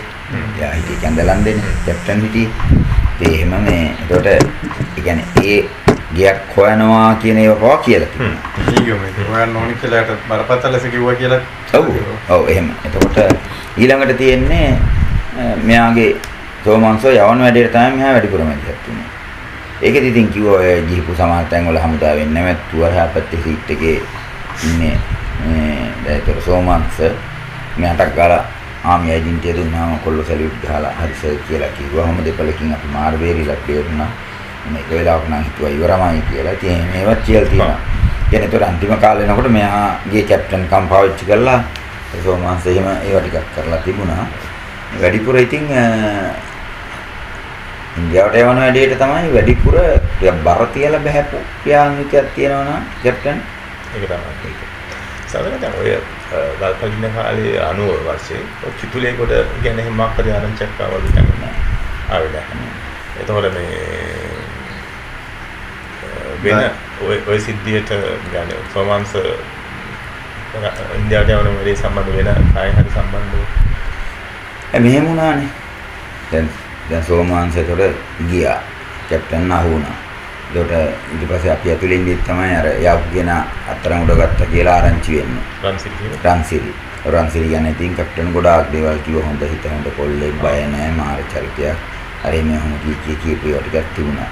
කොහොම ඉඳලා දුන්නේ කවුරු කියලා කිව්වේ නෑ ඒතකොට ඒක කැප්ටන්ට මේ ලොකුවට ඇතුළේනේ කැප්ටන් උන් දැන් අහු වෙලානේ කැප්ටන් උන් ඒතකොට කැප්ටන්ට මේ දුන්නේ කවුරුද කියලා කිව්වද නැද්ද නෑ ඒ අහුනේ කොහොමද කියලා කිව්වේ නෑ පවල දුන්නේ කවුද කියලා නෑ කැප්ටන් පවල දුන්නේ කවුද කියලා නෑ කෙලිම රන්සිරි කියලා කිව්වෙත් නෑ රන්සිරි කියලා කිව්වේ නෑ. නමුත් මේ ඒ වෙනකොට මේක ඇතුලේ ගොඩාක් දේවල් මේ රිංගලා තියෙන්නේ. අර එහෙමයි කියලා ඔහොම තමයි කිව්වේ. රන්සිරි ගැන ටිකක් පොඩි ගෞරවයෙන් තමයි කතා කරුවේ. දැන් පිළිම් පාවල දුන්නා නම් ඔහොම කියන්නෙත් නෑනේ. එයා දන්නවනේ පොඩි දුන්නේ කියලා. ඒකනේ. එහෙම කිව්වේ නෑ. නෑ එහෙම කිව්වේ නෑ. එතකොට දැන් ඔහොම ඉඳලා ඊට දැන් අර BBC එකේ යන්න පටන් ගත්තනේ. ඒක ගාම් වික්‍රමසිංහ හෝ දෙමළ හරි කවුරු වික්‍රමසිංහ කියලා ගැන කතා කරා. කිව්වද මේ අපේ කැප්ටන් නිසා. වික්‍රමසිංහ කෙනෙක්. ඔව්. සෙල්වා දෙමළ කෙනෙක් ඔකට සම්බන්ධ වෙච්ච කතා කරනවා. ඒ කියන්නේ ඉන්දියාවට යවන වැඩේට නම් මට නම මතක් වෙන්නේ නැහැ. කොහොමද නිකන් යවන වැඩේට අර නිශ්චිතයි. ඒකට බෝට්ටුවේ කතාවට ටිකක් මේ යත් එක්ක තව දෙන්නෙක් සම්බන්ධ වුණා කියලා කිව්වා. ඔව්. ටිකක් ඒක ගැන හොඳට දන්න කෙනෙක් කියලා කිව්වා. මට එහෙම නමක් මතක නැහැ. ඒකට ඊට පස්සේ දැන් මම ලියුමක් යවන්න ගිහලා ආයෙ තොර දිනේට අහු වෙනවනේ. රෝමන්ස්ට. අර ලන්ඩන් ලිපිනේට. යනුවෙන් පස්සේනේ. අනුවෙන් පස්සේ දැන් ඒකට අපිට මොකුත් ගහෙලි නෑ. ගිහලා ගල්පල්ලියට දාලා තියෙන්නේ. ඒකට මම දිග ලිපියක් ලියනවා. ලියලා කැප්ටන් ගෙනෝන හරහා තමයි යවන්න සෙට් කරන්නේ. මේ යාවදී චෙක් කරන්න නැති හින්දා. එතකොට ඒක අහු වෙනවා. අහුණාම ආයෙ මුන්ට තේරෙනවා මේ තාම මොකක් හරි ලයින් එකක් යනවා කියලා. ඒතර ලයින් එකක් ගියා නෙමෙයි. මම තමයි මේ try එකක් දෙන්නේ දැන්. මේ මොකක් හරි කාර්යාලයක් කියලා මගුලක ලිපිනයක් තියෙනවනේ. ඒ ලිපිනෙට තමයි මේ යවන්න හදන්නේ. පබ්ලිෂ් කරන්නේ. ඔය ඒතර ඒක අහුණාට පස්සේ දැන් ඔහොම වෙලා ඊට පස්සේ අපිට පණිවිඩ දැන් පක්ෂෙත් එක්ක සම්බන්ධය හැදුනාට පස්සේ අපිට පණිවිඩයක් කියනවා සෝමාංශ මේ මැගසින් එකට ගෙනත් දාලා ඉන්නවා චරිතයක් මොනම හේතුවක් නිසාවත් එයත් එක්ක ගනුදෙනු තියාගන්න එපා මිනිහා ද්‍රෝහියෙක්. ඒ තමයි අර දේවානන්ද. සරත් දේවානන්ද ගෙනත් දානවනේ මැගසින් එකේ. ඒ සරත් දේවානන්ද ගිහිනේ කොයි කාලෙද? ඒ ඇවිල්ලා තර පීවාට්ස්ගේ ඉන්නේ නෑ. මම මේක ඔෆ් කරනවා. දැන් අර